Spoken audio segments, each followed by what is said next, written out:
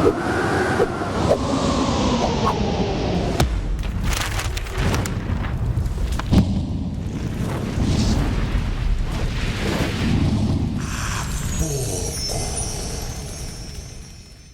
a todos, bienvenidos otra vez a un episodio más de ¿A Poco?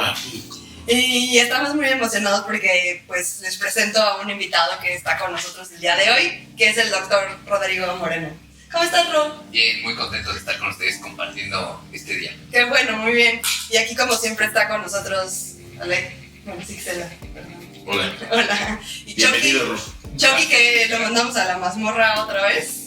Buenas. Pero un día soleado. Y con Bombero. ¿Cómo estás, Bombero? Bien, ¿y ustedes? Muy bien, muchas gracias.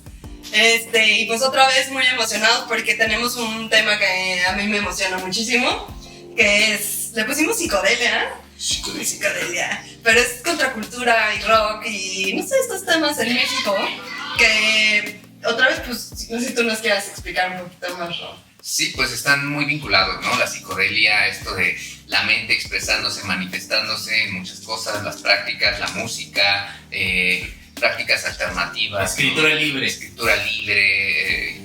Platicaremos de todo eso hoy día, de todo esa pluralidad que era esto que se llamó la contracultura y que sigue viva.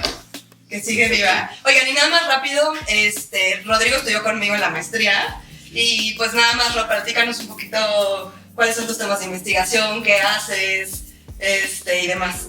Ya, bueno, miren, yo hago de todo. Últimamente hice cosas sobre el poder popular en América Latina. Me gustan las cosas culturales, las cosas que mezclan cultura y política, como esto de la contracultura.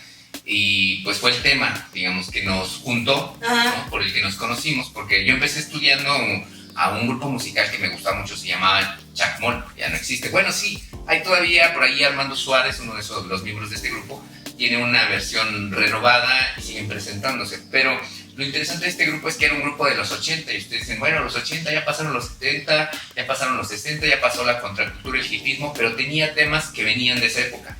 Uno de ellos es un tema que se llamaba Un Mundo Feliz, que seguro a todas y a todos les sonará. Está inspirado en los Huxley. Claro. Exacto, entonces hablaba de todo esto. Esa era la letra, ¿no? Musicalizada, compleja, larga, tenía esta presencia del rock progresivo que también tenía en cierto sentido este tinte contracultural de hacer una música que superara los límites del rock y todo ello, ¿no? Entonces eso me llevó a explorar toda la época pasada porque decía, yo no me puedo quedar nada más en los 80, ¿no? Aquí hay como que toda una historia previa que hay que desmenuzar y construir y así llegué a los 70 y luego de ahí a los 60 al hippie. Y entonces por eso vamos a hablar hoy de este tema que me encanta. Y a ver, lo primero, si vamos a hablar de contracultura, ¿cómo defines contracultura o qué es contracultura?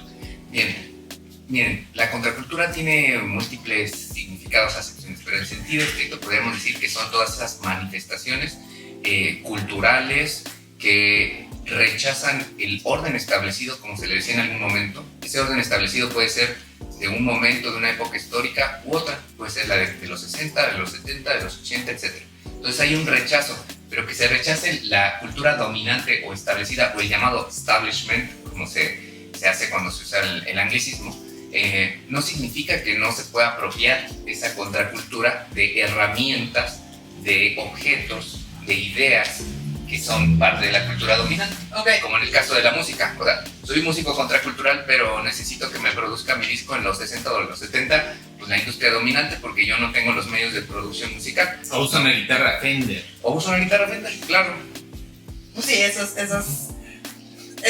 ejemplos. Exacto. O sea, como que es que no te puedes salir tampoco de absolutamente todo. Exacto. No es hito de baile esto. Exacto, pero también es como solo una rebeldía así como a lo güey. Caprichosa, a lo güey, exacto, sino es como, pues queremos superarnos como seres humanos, como personas, una vida más plena, entonces por eso estamos en contra de lo que nos oprime, ¿verdad? ¿Y por qué exactamente, digamos, como este movimiento contracultural en música, política, sociedad, todo, se hizo en los 60s? O sea, o empezó en los 60s, ¿qué pasó ahí? Es una muy buena pregunta porque hay que pensar cuál es la generación que le tocó vivir eso. Cada generación responde a sus preguntas como hoy, ¿no? Hoy si hay jóvenes que escuchan reggaetón y escuchan cierto tipo de música o escuchan a Peso Pluma, están encontrando en ese tipo de música o en ese tipo de expresiones el sentir de su época, ciertas necesidades. Podemos validarlas o no. En el caso de la década de los 60 y los 70, sobre todo en los 60, cuando surge la contracultura, la psicodelia todavía un poquito atrás, son generaciones que les tocó vivir, nacieron después de la Segunda Guerra Mundial. Pero que haya terminado la guerra no significaba que el mundo ya estaba en paz, como todos sabemos, ¿no? O sea, era como una especie de paz simulada. Por eso se llamó a esta época esto de la Guerra Fría, ¿no? O sea, seguimos peleados los gringos y los comunistas, ¿no? Estados Unidos y la Unión Soviética y los países que también son comunistas, pero ahora sí como esto de que nos amagamos, pero no nos hacemos daño, supuestamente, ¿no? Y nos amenazamos con ¿qué? Pues con grandes armas, ¿no? Las armas nucleares, bombas atómicas, estamos amenazando con destruir al mundo, y aunque no nos peleamos directamente, pues hacemos como que se peleen nuestros amigos, ¿no? Entonces, sí hay guerra, pero es en otros lados. Que la parte caliente de la Guerra Fría es en Corea, en Vietnam, en la llamada periferia del mundo, ¿no? Otros países que no seamos nosotros. Que no nos importan. Algo así, que no nos importa. Que no son blancos de entrada. Exacto. Oye, perdóname que te interrumpa y empieza a haber interacción acá con la gente y te tienen una pregunta rápida, que si la psicodelia en la música inició con Pink Floyd. No. Antes. Mucho antes. O sea, hasta Beatles eran... Es que, de hecho, queríamos hablar un poquito de ese tema, porque los Beatles vienen de una palabra, o sea, bueno, speed, de los beats. Entonces queríamos, bueno, no sé si queríamos empezar a hablar de eso, pero ya estoy aquí. Pero eso fue para allá. Exacto, o sea, la palabra Beatles viene de beat, y al final viene de todo un movimiento literario que son los beatniks, que queríamos hablarles un poquito de eso. O sea, no sé si justo por eso los Beatles eran considerados como psicodélicos. Como psicodélicos. Puede ser. Bueno, miren, en realidad primero quizás antes que los beats se cruzan, una parte de los beats se cruza con la psicodelia, pero había beats antes de que se inventara el término psicodelia. Y la psicodelia está relacionada con el tema de la exploración de la conciencia a través de las drogas. Entonces, mucho le debemos a las universidades y a los científicos, la verdad, porque como desde los años 40 se empezó a investigar el efecto de la mescalina, ¿no? El LSD. Después el LSD, cuando Albert Hoffman que te creas que habíamos hablado de eso. Exacto, pero no había un nombre, ¿no? O sea, puede haber prácticas, los propios beats utilizaban drogas, ¿no? De todo tipo, pero no decían somos psicodélicos, ¿no? Pero, ¿quién fue que le puso el nombre? Humphrey Osmond, ¿no? Que era un científico que se dedicaba a hacer este tipo de estudios. Y un día en un congreso dijo, bueno, esto vamos a llamarle de alguna forma, pero pues ya saben, los científicos dicen, ¿cómo le ponemos nombre a algo? Pues que los griegos nos ayuden, ¿no? Porque ellos tienen unas palabras que pueden ser funcionales. Suenan bien. Exacto, suenan bien, ¿no? Psico, mente, delos, manifestación o expresión, ¿no? Psicodelia. Entonces esto que hacen las drogas, le podemos llamar es una manifestación de la manifestación de la mente. ¿No? O sea, está interesante que lo digas, porque igual mucha gente tal vez no lo sabe. Solo quiero como hacerle énfasis a ese punto, de que justo universidades como Harvard empezaron a tener programas serios, desde los programas de psicología, sobre, por ejemplo, los efectos del LSD en nuestro subconsciente. Y se empezaron a hacer ese tipo de estudios que ahora nos parecerían un poco como raros, como ¿cómo están haciendo eso con droga? Pero no, sí lo están. Y los beats se autoevaluaban, ¿no? Ellos hacían sus estudios en ellos mismos. Oye, y también dicen ahora, escuché que la psilocibina, que equivale a no sé cuántas sesiones de terapia. O sea, como que ayuda a la depresión, a quitar la depresión, la psilocibina. O sea, que todos esos chavos que andan ahí con sus chocongos, déjenlos, se están sanando. No, pero a ver, lo que pasa es que justo un poco no quería hablar de eso también ahora, ¿no? O sea, de esta parte como todo contracultural o de la contracultura, ¿qué tenemos ahora? O qué es lo que se nos quedó en esta época de eso. Pero no sé si eso lo hablamos como... Pues podríamos... Ya empezamos, a lo mejor ya al final podríamos ya... O sea, como hablar de eso. Podemos probar si quieren aquí. Unos chocolates. Les traigo un regalo. Les traigo un regalito. Les traigo una foco. Inversión comestible. No, pero a ver, ¿cómo llega toda esta ola de contracultura a México? O en México, ¿cómo podemos definir esto? ¿O qué es lo que está pasando en México en este momento? Ya, bueno, miren, en México desde los 50 y en los 60, de hecho los beats llegan a venir. Bueno, el propio William Burroughs es detenido aquí en México y está en Lecumberri, ¿no? Por estar experimentando. A ver, rápido nomás, los Beats es como una generación de escritores norteamericanos que se refieren a ellos mismos como los beatniks.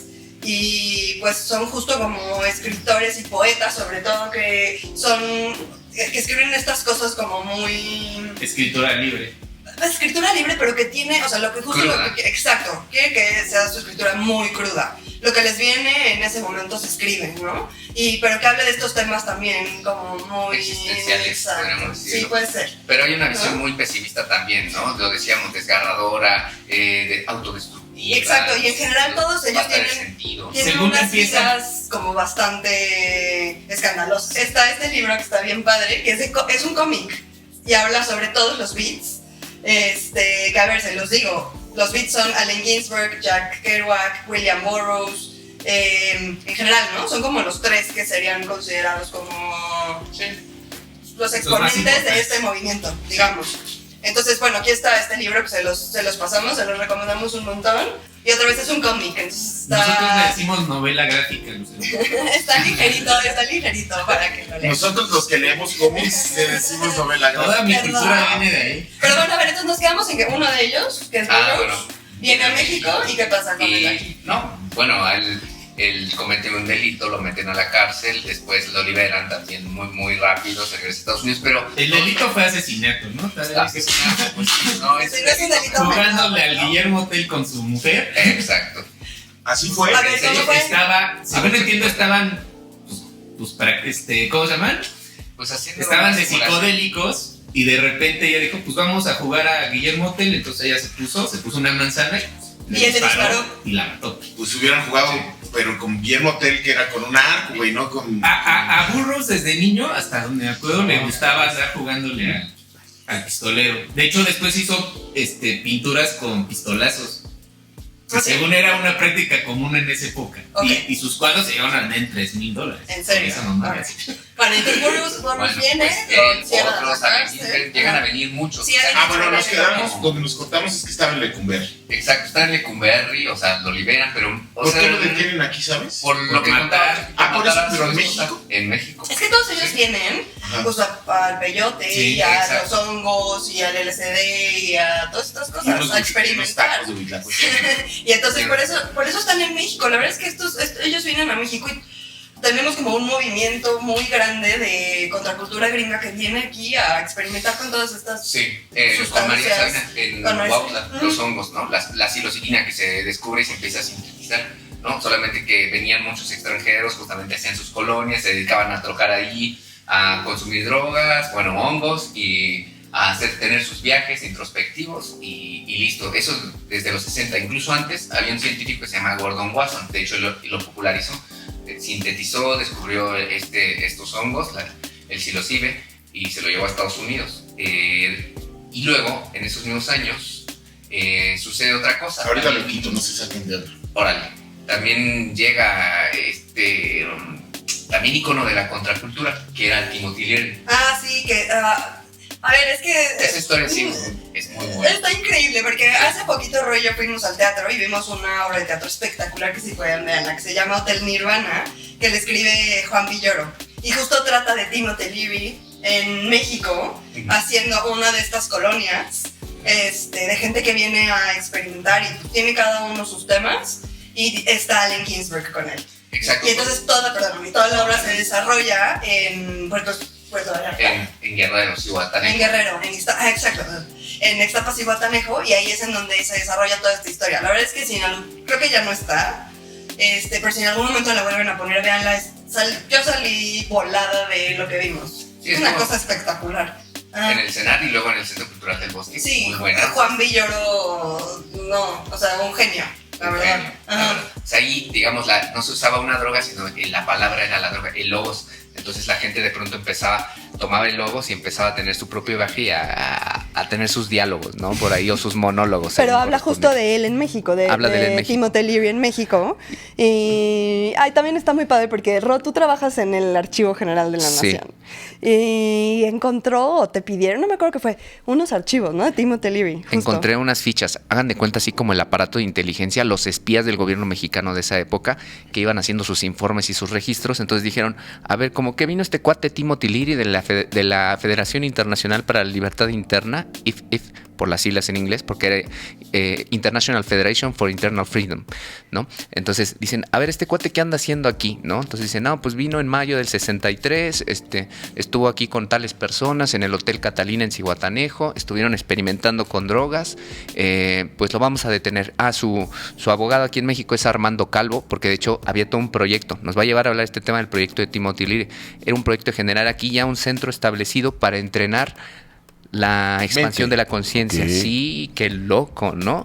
Y entonces dicen, no, ¿cómo que vamos a tener esto en México? Pero además, porque también Timothy Leary va diciéndole a todo el mundo, oigan, tenemos un centro en México. Entonces dicen los gringos, hey, quítenme eso de ahí, no lo quiero, porque ya lo estaban persiguiendo. Entonces los sacan, los botan. Y todo esto está en esas fichas de la Dirección Federal de Seguridad. Hagan de cuenta, la gente hacía sus informes y luego decían, bueno, ¿y esta información cómo la vamos a organizar para que luego, si nos sirve para otra cosa, pues lo demos a conocer? Entonces, unas fichitas de este tamaño, de 12 por 7 centímetros.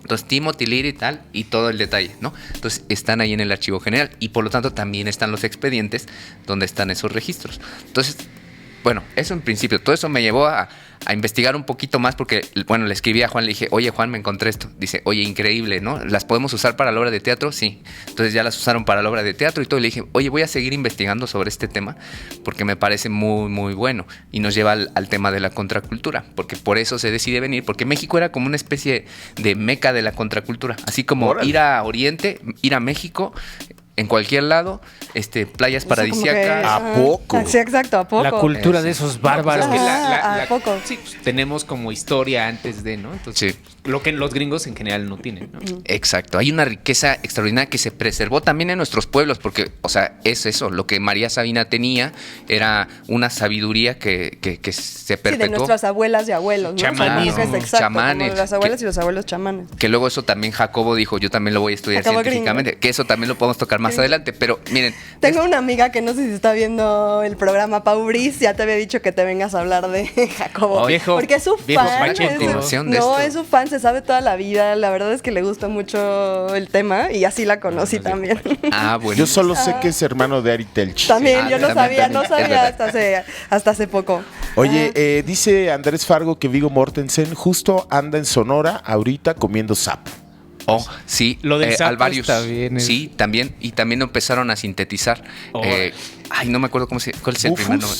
Bufus alvarius o algo así, ¿no? Alvarius. Se supone que los lames y ya te vas de viaje, los haces enojar, ¿no? Para que saquen acá. Sí. Los lames y te vas vas al universo. A mí me han dicho que yo la versión que supe es que según eso te genera como una...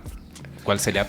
O sea, como una fortaleza así como contra las enfermedades y no sé qué. No tengo ni idea. A mí me lo vendieron así, yo no lo hice, nada más me lo vendieron una vez así. Pero bueno, entonces vienen todos ellos. Sí. Y quieren hacer sus comunas. Y tenemos todos estos intentos de hacer experimento, de generar, pues sí, comunas para liberar o expandir la conciencia de la gente. Sí. Y por eso en México empezamos con todo este movimiento contracultural. Sí, en muchos sentidos, ¿no? Y eso en la música. O sea, exacto, en muchas cosas, en el eso arte. Eso fuera de la música, ¿no? Sí, lo sé, pero ¿cómo va? O sea, ¿cómo se empieza a construir? Miren, vamos a llevar al tema de fondo. El tema de fondo en la contracultura y el hipismo es el tema de la conciencia, ¿no? Transformar la conciencia. Lo que está pasando, todos queremos elevar nuestra conciencia, buscar alguna manera. Por ejemplo, las revoluciones hace muchos años decían, es que para cambiar el mundo hay que transformar la conciencia. Y lo mismo, estas personas que estaban a disgusto con el mundo que se estaba viviendo, estaban pensando que había que cambiar la conciencia. Pero, ¿de qué manera lo hacemos? Ya lo experimentamos de alguna manera como lo hacen las organizaciones políticas, la izquierda, las revoluciones, pero debemos de encontrar otras maneras. Y la gente empezó a explorar esas maneras de cambiar la conciencia en un montón de prácticas. Las drogas, el budismo, la meditación, que luego eso también Jacobo dijo, yo también lo voy a estudiar científicamente. Que eso fue practicar yoga, ¿no? La literatura, el propio teatro, ¿no? Porque en esta época, por ejemplo, el teatro de Antonín Artaud, el teatro del acuerdado, el propio Jodorowsky, se volvieron muy, muy populares, ¿no? Antes de la montaña sagrada, la psicomagia, que era generar como rituales que de pronto te sacudieran y te sacaran de tu como de zona de confort, ordinaria. Exacto, que tu mente la expandieran y vieran que hubiera otros escenarios y otras cosas que a dónde ir, ¿no? O sea, las drogas eran el camino más rápido, y de hecho esa es la similitud que hace el Timothy Leary con las religiones, porque cuando él prueba por primera vez la psilocibina en Morelos, de hecho, ¿saben quién se lo dio a probar? Yo me quedé encantado. Un profesor de la UNAM, que creo que todavía vive, Lothar Knott, que por ahí está en sus memorias, en sus archivos. A propósito pero viene, lo conoce y le dice, mira, ven para acá. ¿Dileo? Sí, porque él solo había experimentado con LSD. Entonces dijo, órale, la psilocibina está bien buena. Y empieza a escribir sobre eso, a hacer estudios. Y empieza, o sea, es un pequeño rodeo, pero él dice, esta es una forma de cambiar el comportamiento de las personas. Y empieza a usar la psilocibina en presos, en alcohólicos, de manera tal que tuvieran una experiencia que les hiciera cambiar su comportamiento. Entonces, fue que dijo, bueno, esto lo tenemos que hacer más grande, ¿no? Genera esta federación, empieza a experimentar y dice, hagamos el centro en México, prepara el libro, la versión del libro del Bardo Todol, del libro tibetano de los muertos. El libro tibetano de los muertos. A partir de esto, esos niveles de conciencia, y le explica a los científicos también, esta es una manera que podemos hacer para cambiar la conciencia. Y escriben un texto muy bonito con Ram Dass, Richard Alpert y Ralph Metzner, que dice, la política de la expansión de la conciencia a través del uso de las drogas. Estábamos nada más para Ram Dass, porque me hizo así, porque al final, la verdad, justo también, para darles un poquito el contexto de quién es Ram Dass. Ram Dass es psicólogo súper importante en Harvard, que además viene de una familia de Boston rica. Su papá es un abogado muy rico de Boston, y entonces él se vuelve psicólogo como muy importante, que pues tiene mucho dinero además, y entonces que tiene práctica en MIT, tiene práctica en Harvard, tiene un jet privado, toca el cello o el violín, no me acuerdo, es así como este personaje como muy importante de esa escena, ¿no? Y justo viene a México y hay un amigo de él que conoce en Harvard que lo introduce al LSD. Y entonces son los que empiezan a hacer estos estudios que yo les decía en Harvard en los 60s sobre el LSD. Pero se les pasa la mano. O sea, la verdad es que al final Harvard quedan unos tocadiscos. Los expulsa porque se les empieza a pasar la mano. Y entonces Ram Dass al final él empieza a ser también como líder de las sesiones de LSD en Estados Unidos, en donde él guiaba estas sesiones con todos estos personajes súper importantes que están todos los beats, y van músicos, y van escritores, y demás a estas sesiones con Ram Dass. Entonces empieza a volver este personaje como muy importante, porque les digo, él es el que guía estas sesiones, ¿no? Y de hecho por ahí en algún momento dice como que hicieron un experimento en una casa en donde estuvieron 3 semanas encerrados, y él ya sabía perfecto las dosis para que en 3 semanas estuvieran volando así súper cool.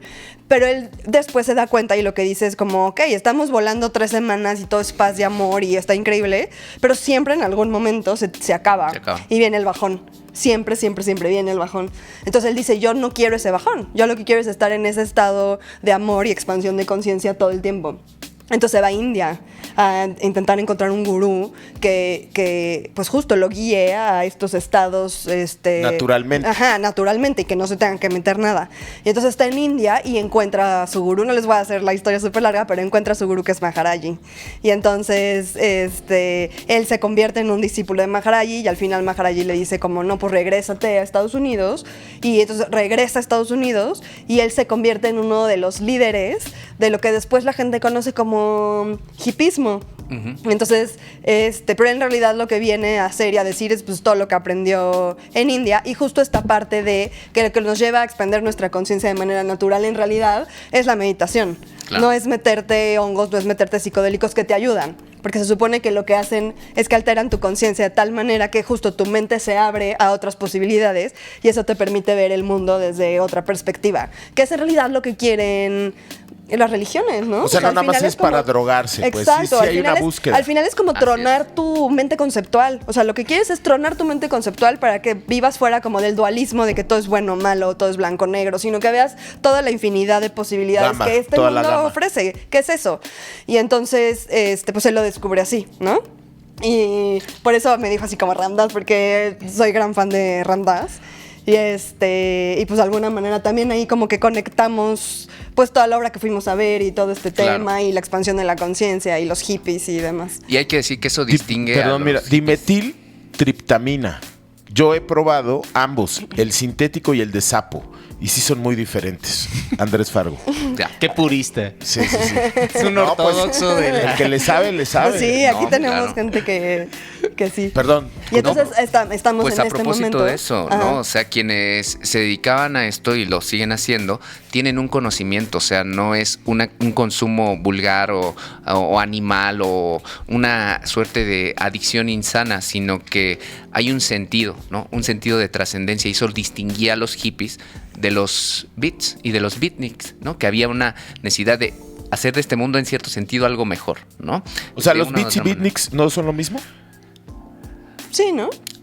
Pues sí, en cierto sentido son lo mismo, ¿no? ¿Y en qué sentido no? Mira, es una pregunta bastante complicada porque mencionaba aquí Chucky a unos antecesores de los beats, de los beats, y que justamente son los llamados beatniks, ¿no? Yo diría que los beats, los últimos precisamente, tienen un perfil público más amplio, ¿no? Son más esta crudeza que platicábamos, ¿no?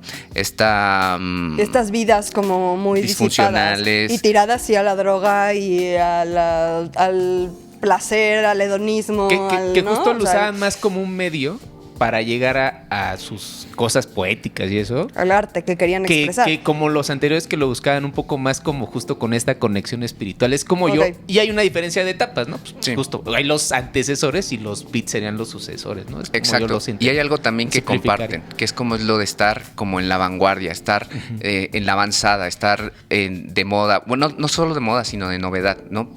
De avanzada me parece bien y de vanguardia, que esto era lo del término hipster, ¿no? Que se sintetiza en hippie, para que también sepamos de qué se trata, de dónde viene, ¿no? Y cuando ¿hippie viene de hipster? Sí.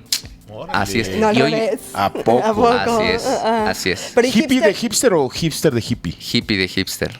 Pero el hipster, entonces, ¿qué quiere decir exactamente? Viene de la palabra hip, ¿no? O sea, es un anglicismo. Como de moda, ¿no? Que es como estar de avanzada, en onda. Y entonces, el que es hipster es esta terminación es, digamos, la que le da como dealer, ¿no? El que vende drogas. Ah, pues hipster, el que está en onda, el que está en avanzada, ¿no?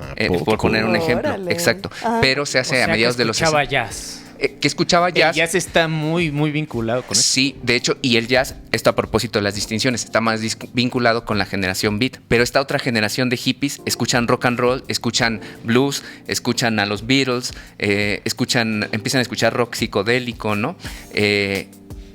Esa es la distinción, porque el rock se empieza a convertir en ese nuevo vehículo de estas ideas y estas prácticas para las grandes mayorías. Primero para los sectores medios, ya lo decían ustedes, ¿no? O sea, esto empieza con quienes tienen ciertos ingresos, cierta formación, y después permea al conjunto de la sociedad, y ahí ya suceden otros fenómenos. Oigan, perdón interrupción, si quieren rolitas, estamos listos, rolas, ¿no? Sí, o sea, y la verdad estamos listos para rolitas. Para su dinero.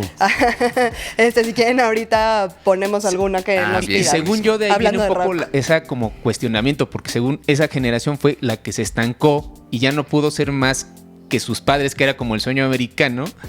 Y también lo otro es que yo sé que el jazz era la música de los beats original porque la veían como una música sin estructura, o sea, sin una estructura concebida, ¿no? Que puede ser más amplia y que se pudiera mover a demasiado. Sí, por eso se echan sus solos de 5 minutos. Sí, justo es por eso, Exacto. que no hay una estructura definida. No, que y se va armando. ese tema me encanta porque además también ahí podemos empezar a hablar de también toda la contracultura, pero de los negros, que así es. O sea, así es como se llama. O sea, no quiero tampoco, no es afroamericana, no, ni me cancelen tampoco. O sea, en realidad por favor, mándenos más dinero para poder pagar la multa. Cancelada. Pero en realidad es afroamericana. De ahí viene todo este movimiento también en esta época en la que empezamos a ver a todos estos artistas que un poco les había platicado la vez pasada, ¿no? O sea, que viene también del jazz, pero viene también de, no exactamente el hip hop, pero sí todos estos movimientos en los barrios negros de Estados Unidos, sobre todo en Nueva York, en donde se empieza a generar todo este movimiento, también de la lucha por por los derechos de los negros, ¿no? En este momento en Estados Unidos. Es que justo, aquí es justo en donde se genera. Es que justo creo que se unen luchas, porque justo hay una generación que ya no le estaba yendo tan bien de lana y estaban compartiendo algo con una etnia que le estaba yendo muy de la chingada siempre, ¿no? Entonces empezaron a compartir cosas y creo que la música fue un vínculo importante. Y aquí también por eso entonces empieza todo este movimiento y tenemos a Martin Luther King, tenemos a Malcolm X, tenemos a los Panteras Negras, tenemos también todo este movimiento. ¿Sí saben por qué se llama blues la música? No, a ver. Porque una forma de decir triste es blue. Entonces ellos siempre estaban tristes porque pues los tenían en chinga, trabajando, y entonces lo que pasaba es que después de la pizca de algodón alguno tenía su guitarrita y se ponían medio a aullar, o sea, son lamentos, pues. Y de ahí viene este poema también de Allen Ginsberg que se llama Aullido, que me encanta, ahorita les leemos también un pedacito. Y también hay un poeta negro que les quería decir que también no es beat, pero es como de la misma generación, pero tiene que ver con todo este movimiento que les decimos, que se llama Amiri Baraka, que también por ahí en algún momento creo que Martin Luther King pronuncia algo de Amiri Baraka o Amiri Baraka está con... No sé, pero también es como un poeta como muy famoso. Y otra vez, estamos inmersos en todo este movimiento de contracultura. Tienes ya un par de preguntas. A ver. Dice, primero preguntan, ¿cuál es la opinión que el movimiento psicodélico en el rock es producto de la CIA? Es una pregunta que se puede responder del siguiente modo. La CIA sí tenía interés en la psicodelia. La CIA experimentaba. De hecho, el propio Timothy Leary tenía acusaciones de estar vinculado con la CIA, ¿no? Y financiaba, como hoy día sucede. O sea, financian cosas de manera encubierta y de pronto te das cuenta que estás en un programa de la CIA. Por ejemplo, cuando dicen por ahí que el gobierno estadounidense... Bin Laden, ¿no? Exacto. Como cuando financió a Bin Laden o cuando financia asociaciones civiles en México que tienen ciertos intereses ahí medio oscuros, pues tiene que ver con eso y a veces las asociaciones o las personas no saben de dónde cae el bar. Exacto, pero sí tenía un interés en algún momento de estudiar esos mecanismos. Tenía todo un programa de estudios de la conciencia. De hecho, había algo que se llamaba... ahorita se me fue el nombre, pero estudian las ondas cerebrales, digamos, para ver cómo se comportaba cuando estaban meditando. Querían hipnosis y cosas así, ¿no? Como el poder de la mente. Estudiaban todos estos fenómenos e incluso, bueno, hablando otra vez del propio Jacobo, estudiaban al propio Jacobo. Si uno se mete a la página del archivo, los archivos desclasificados de la CIA, uno va y le pone Jacobo Greenberg, uno se va a dar cuenta que tienen los artículos de Jacobo, los artículos científicos, y lo estudiaban. Y que por eso se supone que lo desaparecieron, ¿no? También es también es una teoría y como que en realidad lo desaparecieron. Exacto. Pero en general hay un interés en promover la psicodelia siempre y cuando se convierte en un mecanismo de dominio, ¿no? O sea, cuando se vuelva entonces no contracultural, cuando te sirva para meter a la gente al establishment, como se dice, ¿no? Y entonces vamos a poner un ejemplo, no solo la CIA, las compañías de rock les interesaba grabar a ciertos grupos siempre y cuando vendieran, siempre y cuando hubiera ingresos y siempre y cuando eso no molestara a los gobiernos, ¿no? Ustedes saben que los músicos, por ejemplo, de rock progresivo, lucharon mucho tiempo por esto que se llama la autonomía estética, que poder decidir ellos qué tocar, cuánto querían que duraran las canciones, el propio Pink Floyd, que no les dijeran, óyeme, no me pongas una canción de 3 minutos y que ellos dijeran, oye, pues es que yo quiero que va de 7, ¿no? Va de 7. Es una estructura larga y va de 7. Bueno, es que no me hables de temas como del sexo, no me hables del uso de drogas, por ejemplo, ¿no? Entonces a todo eso se enfrentaron los músicos y por esa vía también al dominio. Bueno, uno de los casos es el del rock mexicano, ¿no? El de la revolución de Emiliano Zapata, lo escuchamos. Pasamos de un momento en que componen una canción que se llama Preludio a la Felicidad, que es como esto de la situación en la que tú estarías con la conciencia liberada y expandida, a cómo te extraño, ¿no? Cómo te extraño, me haces falta, mi amor, que es como... ¿Cómo te va, mi amor? Es de Rocío Dúrcal. Esa es de Rocío Dúrcal, pero es algo así, que es como el rock domesticado, como mientras tú me hagas baladas aunque sean rock, pero de amor. De amor. Y claro, no me toques los temas espinosos. Te produzco. Órale. A ver, oye, ¿qué otra pregunta? Siguiente pregunta. Al especialista, que se llama Ro, por cierto, Rodrigo. para quienes vayan entrando. Rodrigo. Gracias. No me recuerdo tu apellido. Ro me gusta. Ro Moreno. Oye, Ro nada más Moreno. también acotaría que según... Pues también era una cosa de formato, ¿no? Porque entiendo que los discos antes eran chiquitos y solo podían tener cierta cantidad de duración, ¿no? 45 minutos. No, había primero 78 revoluciones por minuto, que son más pero chiquitos, la luego duración, 45. No, pero la duración de... Pues eran maxi singles, o sea, tenían 2 rolas. por eso, pero podían durar cierto tiempo, ¿no? También por eso creo que comercialmente estaban acotados a la capacidad del disco. No, pero ya cuando de lo que está hablando Roy ya eran long plays, ya eran los de 33 revoluciones y ya cabía, o sea, media hora, ¿no? Una cosa y 20 minutos. Como 45 minutos máximo. Bueno. ¿Y cuál es la otra pregunta? La otra pregunta dice al especialista, Mano, ¿usted cree que los filósofos postestructuralistas y existencialistas franceses influenciaron el movimiento hippie de la generación de la psicodelia? Sí, vamos a hablar, por ejemplo, miren, el postestructuralismo y básicamente plantea un tema relacionado con el sujeto y las estructuras, ¿no? Es decir, el estructuralismo, había un estructuralismo determinista que decía, ¿saben qué? Esto ya está puesto en las estructuras económicas, en las estructuras políticas, nada se puede cambiar. Y parte de lo que planteaba la contracultura y los hippismos es, sí se puede cambiar, podemos empezar por cambiar por nosotros mismos, ¿no? Por el sujeto que se relaciona con esta realidad que está llena de objetos. Entonces Herbert Marcuse, por ejemplo, el hombre unidimensional, ¿no? Él llegó a plantear esta crítica de el tipo de sujeto que estaba produciendo las estructuras vigentes. Entonces eso también alimentó la posibilidad de que se podía transformar, además de esa denuncia. Él incluso tiene una entrevista publicada en la revista Siempre, de México, de esa época, que decía, y sí, la contracultura es un mecanismo de transformar la conciencia, ¿no? Lo hemos visto, pero si no tiene una politización, un objetivo político, puede deformarse, puede degenerar. Y digamos que en cierto sentido también tenía razón, porque ahí está la otra parte de la pregunta. Sí influyó y no influyó, porque también lo que estaban diciéndole a la gente, estos filósofos, era politícense, organícense, construyan un proyecto transformador o unos objetivos más claros para que no degenere esto solo en un consumo disfuncional de alucinógenos o de drogas. Y ahí es en donde ya no se vuelve contracultural, o sea, ahí es donde ya no es contracultural. Y eso, ¿no? le dio las herramientas a los gobiernos en todo el mundo, de esta contracultura que fue mundial, para perseguir a la gente, tanto el gobierno, el régimen autoritario, también el soviético, que también lo fue, como el de Estados Unidos. Ustedes saben la persecución que hubo contra Timothy Leary, el encarcelamiento, por tener una pizquita de marihuana, ¿no? Y con eso lo quería meter 30 años a la cárcel, si mal no recuerdo. En México, la persecución contra los hippies, pero aquí sí fue porque estaban algunos politizados que se pronunciaban a favor de Vietnam y decían que salgan los Estados Unidos. Entonces los empezaron a perseguir, a sacarlos, y lo mismo aquí. Después dijeron, bueno, miren, es que la gente, ya ven, cuando les damos permiso, nada más se están drogando, hacen relajo. Ya me hicieron un relajo en este concierto, cuando vinieron los Birds, por ejemplo. Entonces la gente dijo, no, pues este es nuestro concierto y nosotros somos rebeldes, y empezaron a aventar las sillas y a moverse y a hacer así un relajo. Se apropiaron del evento, ¿no? Entonces dijeron, ya ven, chavos inmaduros, no entienden. Cuando lo de Avándaro, ya ven, la gente se está drogando, marihuaniza, la encuerada de Avándaro, no hay manera, ¿no? Entonces alguien grifos.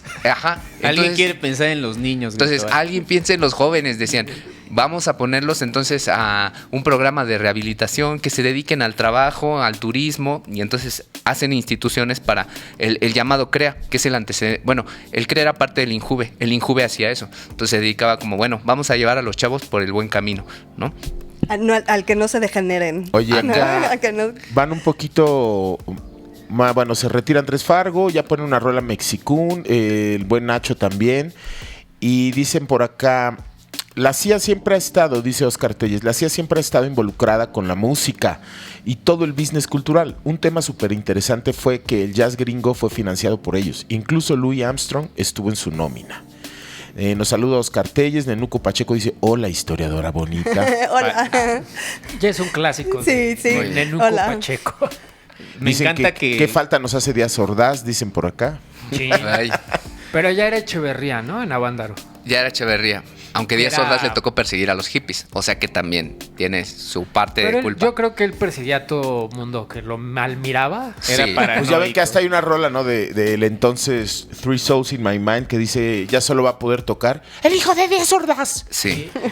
Y eso porque su hijo era rockero, ¿no? ¿De entonces, qué grupo?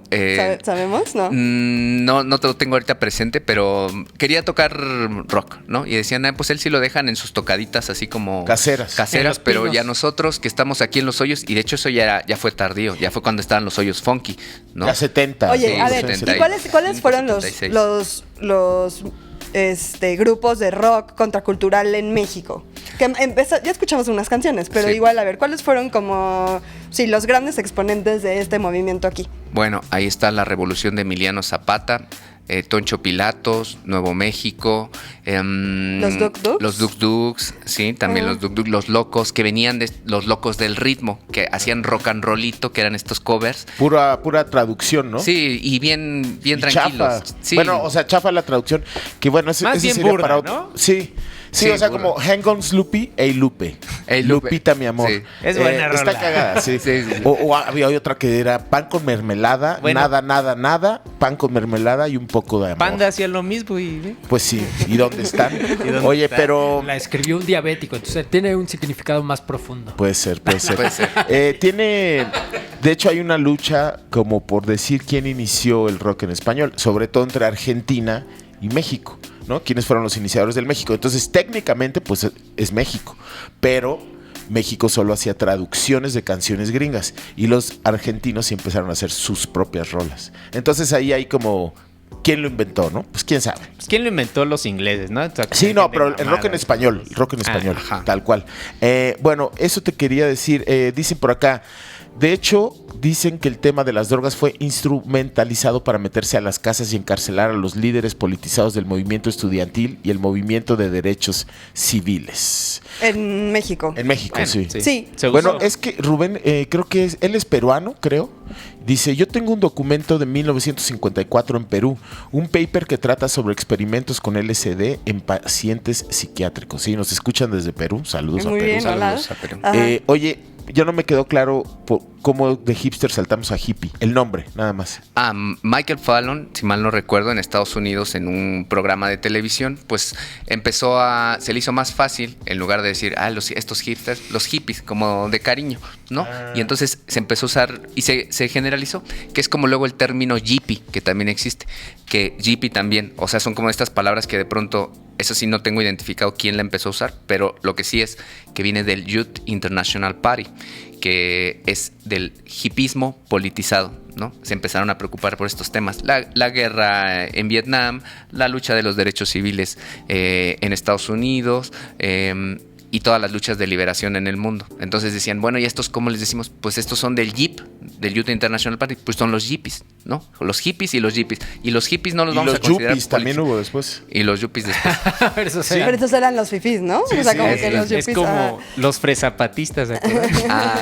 Y miren, por lo que decían el papel de los gobiernos y las drogas. Por ejemplo, en el caso de Avándaro, hay documentos ahí en el archivo que dan cuenta de que el movimiento estudiantil dudaba de que el gobierno impartiera droga en el concierto. Entonces decían, vámonos con cuidado porque va a haber agentes secretos, van a estar repartiendo droga.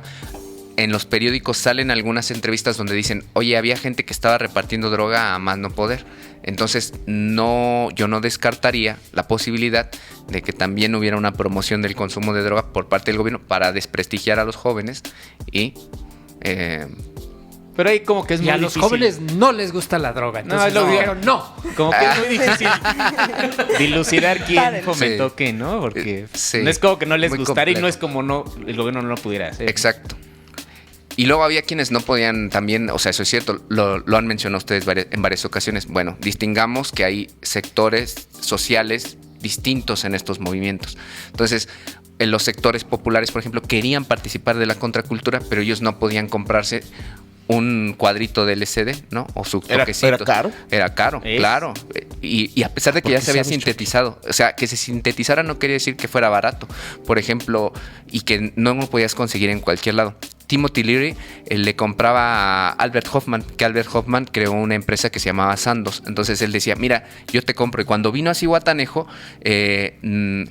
por ejemplo, Aldous Huxley dijo, yo no sé si le compraste a él, pero ya estaba viendo gente que lo sintetizaba, pero no era tan puro. Entonces le decía, mira, hay unos cuates que están vendiendo un LSD que es como que produce un líquido verde, ese no lo compres, ¿no? Pues si estás experimentando con las personas y quieres hacer cosas chidas, entonces mejor de ese no. Estos cuates de por sí los terminaron metiendo en Estados Unidos a la cárcel por producir drogas adulteradas. Entonces imagínense, si México no era productor de LSD ni drogas de ese tipo, diga, de la marihuana, pues no era masivo, ¿no?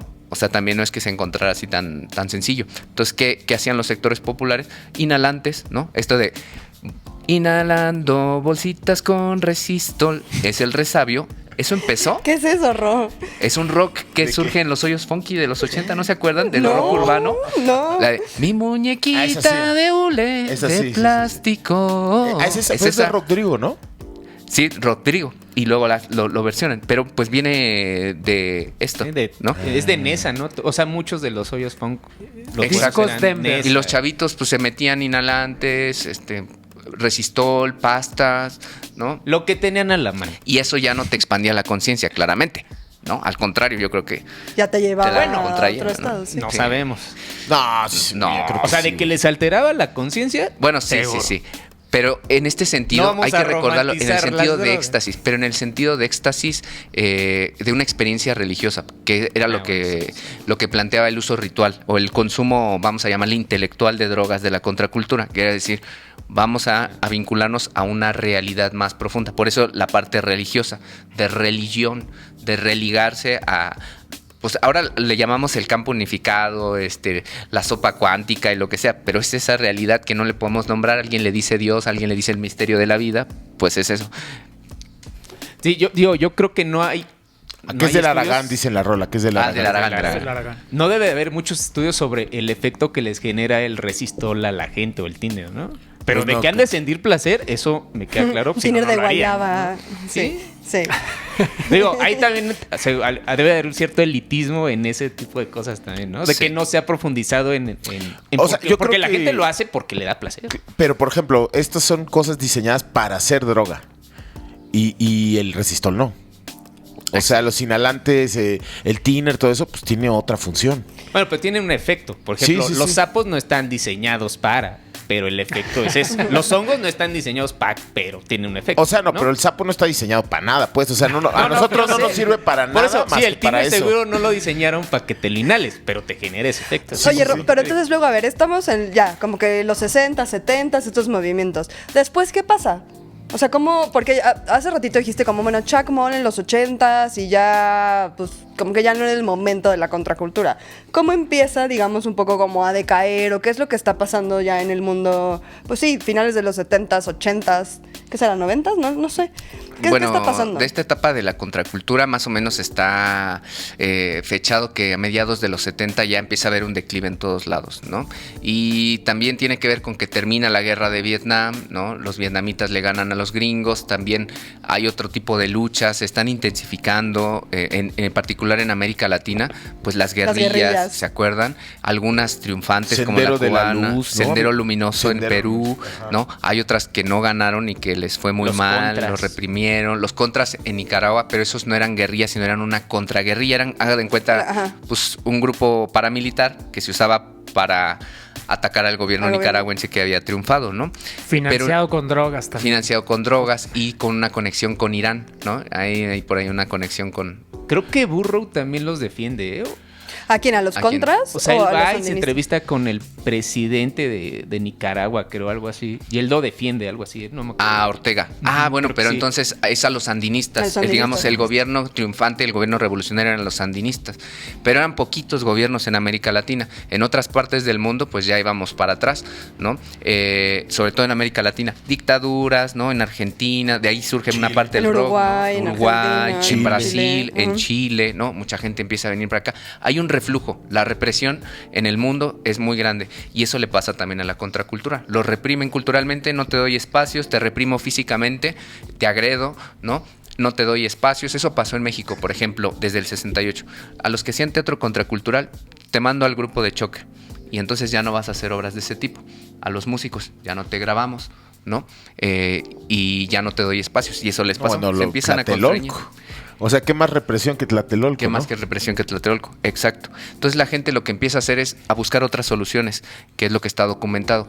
Que algunos, como el caso de Ram Dass es muy, muy claro, y el propio Timothy Leary, por ejemplo. Ahorita regresamos a México, pero Timothy Leary dice, no, pues esto de las drogas está difícil. Hace una liga por el descubrimiento espiritual. League for Spiritual Discovery, ¿no? LSD. ¿En serio? Sí. Y después se dedica él, por ejemplo, a cosas de computadoras, etcétera. Busca otro camino, ¿no? Porque esto que le interesaba a la conciencia humana, Ram Dass, se va como por la parte espiritual. Sí. En México eso empieza a suceder. O sea, hay gente que dice, bueno, yo solo me voy a dedicar a la meditación, a yoga, yo me voy a dedicar a la religión, aceptan ante esta derrota, esta represión, dicen, y también por la falta de un proyecto de largo plazo político, dicen pues ya, o sea, nos insertamos al sistema y entonces pues ya lo que nos queda es solo vivir nuestras vidas ordinarias y renunciar a todos nuestros sueños de transformar el mundo. Yo creo que más bien surge otro tipo de contracultura, ¿no? Los punks. Que no se identifican con nada de estas rolas larguísimas ni con ese tipo de drogas. Vienen de otro estrato, ¿no? No Exacto. fueron a la universidad. Esos son los de la mona de guayaba. Exacto. Pero eso ya es otra... Sí. Como que es otra época. Pero ya no se reconocen como con este mismo tipo de fenómenos y prácticas, ¿no? Porque el punk ni medita, ni hace yoga, ni hace pan casero. Tiene otro origen. Tampoco tienen esta cuestión comunitaria, ¿no? De hacer comunas, el nada amor más es ir en contra del establishment. Exacto. Y más ya, anarquista. ¿no? O sea, no, y el hágalo usted mismo. Es una exacto, y como anarquistas, o sea, un poco, digo, sí. Claro. Sí, ¿no? O sea, y el anarquismo es previo a la contracultura. Sí. Que también ese es un tema, a veces cuando se estudia esto y dice la gente, bueno, ¿y qué es contracultura? Entonces hay libros escritos que dicen, contracultura va a ser todo desde el origen de los tiempos que vaya en contra de lo que está establecido. Entonces, pero con este tipo de definiciones ya todo cabe. Como dices, bueno, entonces los anarquistas eran contraculturales. En cierto sentido sí, pero no a esta época que se denominó tal cual como contracultura, ¿no? Va a haber rebeldía. Todo en muchas épocas históricas y se va a manifestar de muchas formas. Y un poco los punks serían eso, o sea, ¿no? Como... Sí, también estaban hartos de los hippies, o sea, no van a cambiar las cosas con amor. Sí, o sea, un poco. No van a cambiar, ¿no? Ajá. Abrazos, no balazos, no. No, ya está como... Ahí están los resabios de la balazos, no abrazos. No, ya está como la estética también, ¿no? O sea, que los hippies pues eran como con una estética más delicada. No, pero... ¿No los punks? No, por eso. O sea, lo que voy es que los hippies eran como una estética como más delicada y los punks ya estamos acá como... Mira, dicen con los acá, colores, el negro. Depende, porque los managers de Sex Pistols y de The Clash eran rojos de Universidad de Humanidades y Arte. Eso sí. Y The Clash todavía más politizado, sí.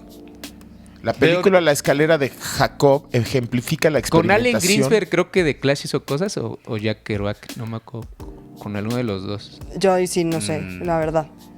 No lo tengo. Pues excelente invitado, dicen por acá. Sí, gracias. La película La escalera de Jacob ejemplifica la experimentación del ejército gringo con las drogas y sus tropas. No la he visto. No la han visto. Habrá que verla. Es buena recomendación. No. Pero entonces empezamos a hablar como de este tema ya de qué es lo que la contracultura nos ha dejado o qué es lo que hoy en día, no sé, tú analizas o ves que es contracultural. Sí.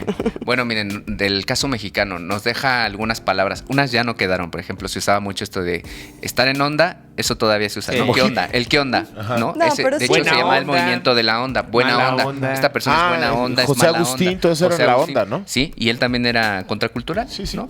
De hecho, él escribió este libro que a quien desea introducirse a la contracultura es obligado leer La contracultura en México de José Agustín, ¿no? Buenísimo, buena recomendación. Pero hay otras que no quedaron, como por ejemplo se usaba, no te aplatanes o estás aplatanado y uno dice, ¿qué onda? Pero y a lo mejor escuchamos... Sí se sigue usando. Se sigue usando un poco. Pues, aplatanado es como que estás como... aplatanado. Se usa mucho en el trabajo, no estás aplatanado. Sí, pero ya se escucha como de don y no como de joven, ¿no? Según yo. O sea, bueno, lo que me ha tocado, ¿no? Uno dice aplatanado y los chavos dicen, oye, ¿qué onda con eso? Pero es que ya tienen otra forma. O sea, ¿Qué onda sí se quedó? Se quedó. ¿Qué onda ya? Para todas las generaciones. Oye, a mí me platicaba mi papá era de Oaxaca, que pues allá era como el centro donde se empezaron los hongos, ¿no? Y que esta onda de decir no te azotes, era porque cuando se pasaban, se azotaban contra el suelo la gente, sí.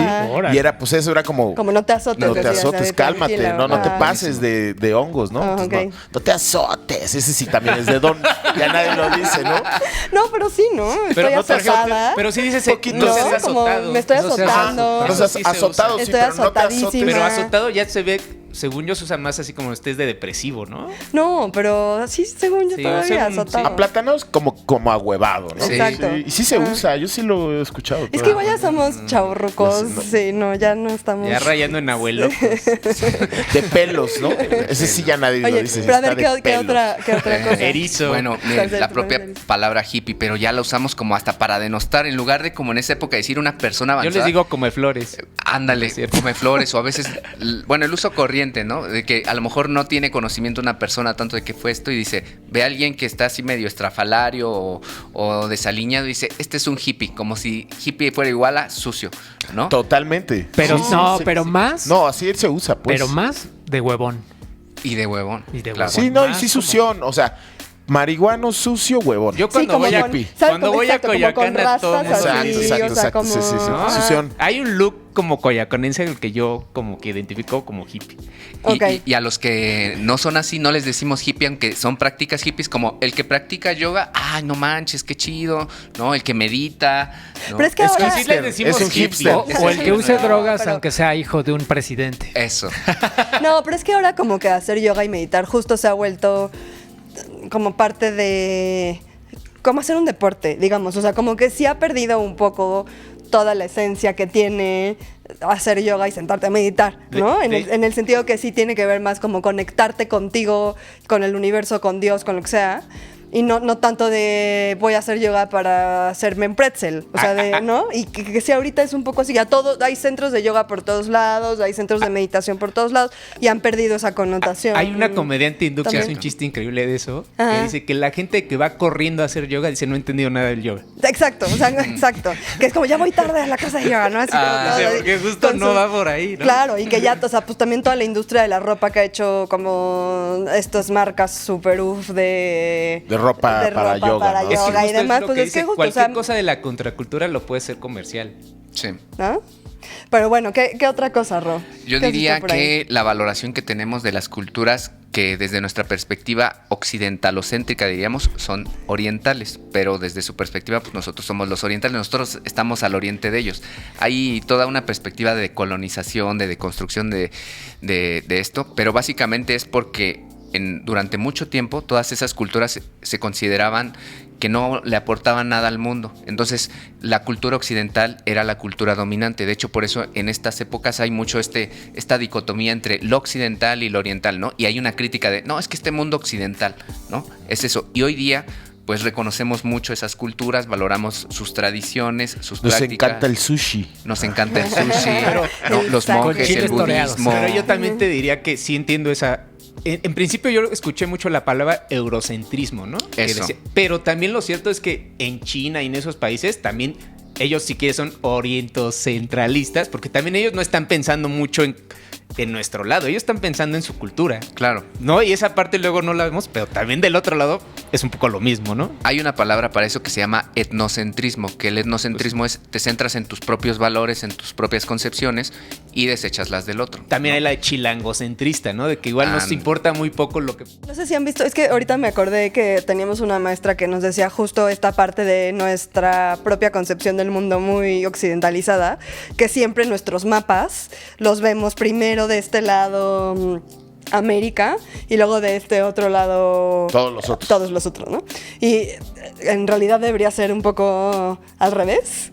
Entonces que está chistoso cuando ves un mapa. Yo, por ejemplo, nunca he visto como un mapa al revés, en donde primero del otro lado tengamos justo Asia, Rusia, todos estos países y luego Europa y luego nosotros del otro lado. Porque comúnmente lo estamos viendo al norte, ¿no? No. O sea, los mapas están hacia el norte. Pero no tienen nada que ver la posición de los... Exacto, pero de inicio ya siempre veremos, digamos, a Rusia arriba. Sí. Y todos los demás abajo. No, pero no lo digo al revés, no lo digo al revés, sino que nunca los has visto los continentes puestos al revés. Sí, o sea, no al revés. Pues. Ajá. ¿Por qué? Porque tenemos también como una visión muy... Eso nos lo decían, como que tenemos una visión muy... si se acuerdan ustedes, porque son de estas cosas que ahora ya parece ser que no nos enseñaron, como lo de la pronunciación de la V y la B, que está mal según la RAE. Se deben pronunciar las dos como B, así, con los puros labios. Pero bueno, que antes decían que era yo me acuerdo que nos enseñaban continente euroasiático africano. Sí. O sea, es que uno solo. Sí, pues sí. Está pegado todo. No, pero que ahora sí ya lo dividen. No, pero, o sea, pero en realidad es físicamente una masa. Sí es una masa. Claro. Y América otra. A mí de lo que me acuerdo que se me hizo muy interesante cuando lo leí hace muchos años, es que en inicio ponían a los países más grandes de lo que correspondía. Por ejemplo, Europa la pintaban mucho más grande que a África y a Sudamérica para denostar que ellos eran más grandes y más poderosos, pero que en la realidad, pues África es enorme y Sudamérica es enorme y Europa es del tamaño de... Sí, pero no pero... tenía que ver con la perspectiva de volver un objeto redondo plano. No, eso ya vino después, pero de inicio los europeos los ponían así como para que vieras que ellos eran más grandes. Entonces era muy difícil, imagínate, tú siendo africano, decías, yo no le voy a hacer la guerra a estos güeyes que son de este tamaño y yo soy de este tamaño. Sí. O sea, sí es cierto que, o sea, también como que ahora, o sea, esta parte como de darle más, no prioridad, pero sí entender todo el beneficio que es mirar hacia otras culturas y sobre todo a Oriente, pues ahorita sí está como más en boga. Sí, ¿no? Y en la música a mí me gustaría destacar algo y ahorita Sixela podrá abundar, pero pienso que una de las herencias es esto de la música del mundo y la música experimental, que estaba muy relacionado con la psicodelia y que llevar a la música todo este mundo interior, este mundo interno, viene de esa época. Se desarrolla la música del mundo. Hoy día hay todo un movimiento también de música experimental, de música del mundo, fusiones, etcétera, que abreva en parte eso. Y mucho del movimiento musical independiente también viene de la contracultura, porque aprendieron los músicos mexicanos en particular que pues si querían defender su autonomía estética, tenían que hacer un movimiento independiente. Ha costado muchísimo, ¿eh? Sigue habiendo muchas decisiones. Sí, o sea, porque ahora tienes que aprender a hacer todo. Eso lo aprendió Jorge Reyes, que era muy contracultural. Dijo, oigan, aquí tenemos que hacer todo como ahora, ¿no? Producir nosotros, etcétera. Bueno, hay grupos que vienen todavía de esa época, por ejemplo, Decibel, que también viene de la contracultura, con Walter Schmidt, que todavía está vivo por ahí. Grandísimo Walter, pero un luchador. ¿Quién más? Carlos Vivanco, también por ahí. Tienen un grupo que se llama Bardo Todol, justamente, que hace música experimental y luego tocan en espacios culturales alternativos en el Museo del Chopo. Y bueno, eso nos lleva al un núcleo de la contracultura en este momento. ¿No? El propio Chopo. Aunque nace el Chopo ya a finales de esta década de los 70, tiene ese espíritu contracultural de esto de cambiar discos, ¿no? De cintas. Tenía. Ya ahorita se ha perdido. No, pues sí. De hecho, yo iba por ahí de los 90 y sí, ahorita ya es... Sí. Hasta el ambiente es mucho más ligero. ¿Ya hay un McDonald's? Sí. No, pero antes, digamos, realmente la gente que iba ahí era como muy gente de contracultura. Porque de hecho hasta si te veían un poco fresa, pues probablemente acabarías asaltado. Claro. Ahorita realmente cualquiera gente va. Y lo de los discos como ya no es algo tan común. De hecho, era una muy buena manera de conocer más música, porque justo ibas tú con tus discos, intercambiabas música y era la manera de conocer mucha música, ¿no? Claro, ahorita ya realmente no es necesario. Hay algunos, quedan por ahí, algunos escritores y todo que vienen de esa época. O sea que ahora el Chopo es una conjunción de esto, de estas contradicciones, vamos a decir. Ya es más un tianguis. Queda lo anterior y queda un mercado, un tianguis.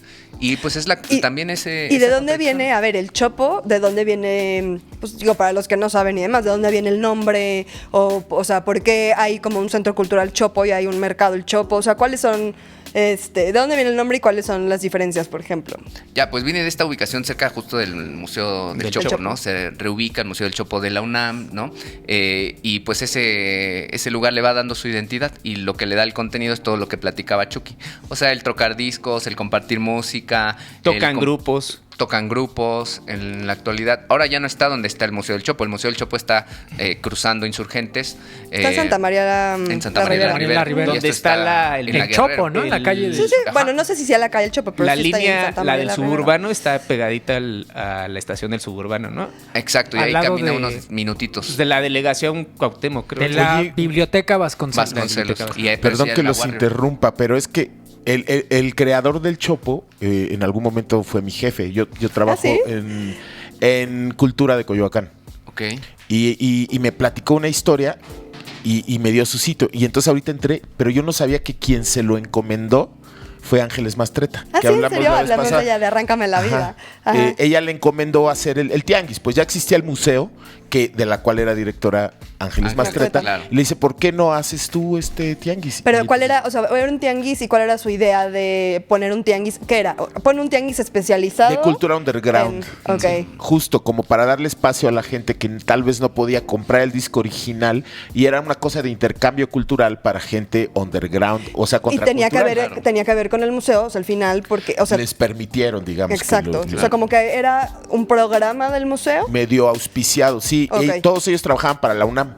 Sí. Entonces él era reportero en ese momento de la UNAM. Te digo que eventualmente, pues ahora ya es más político, ¿no? Pero era reportero de la UNAM y le fue a preguntar a Ángeles Mastreta y entonces le encomendó. Que era accidental, mira.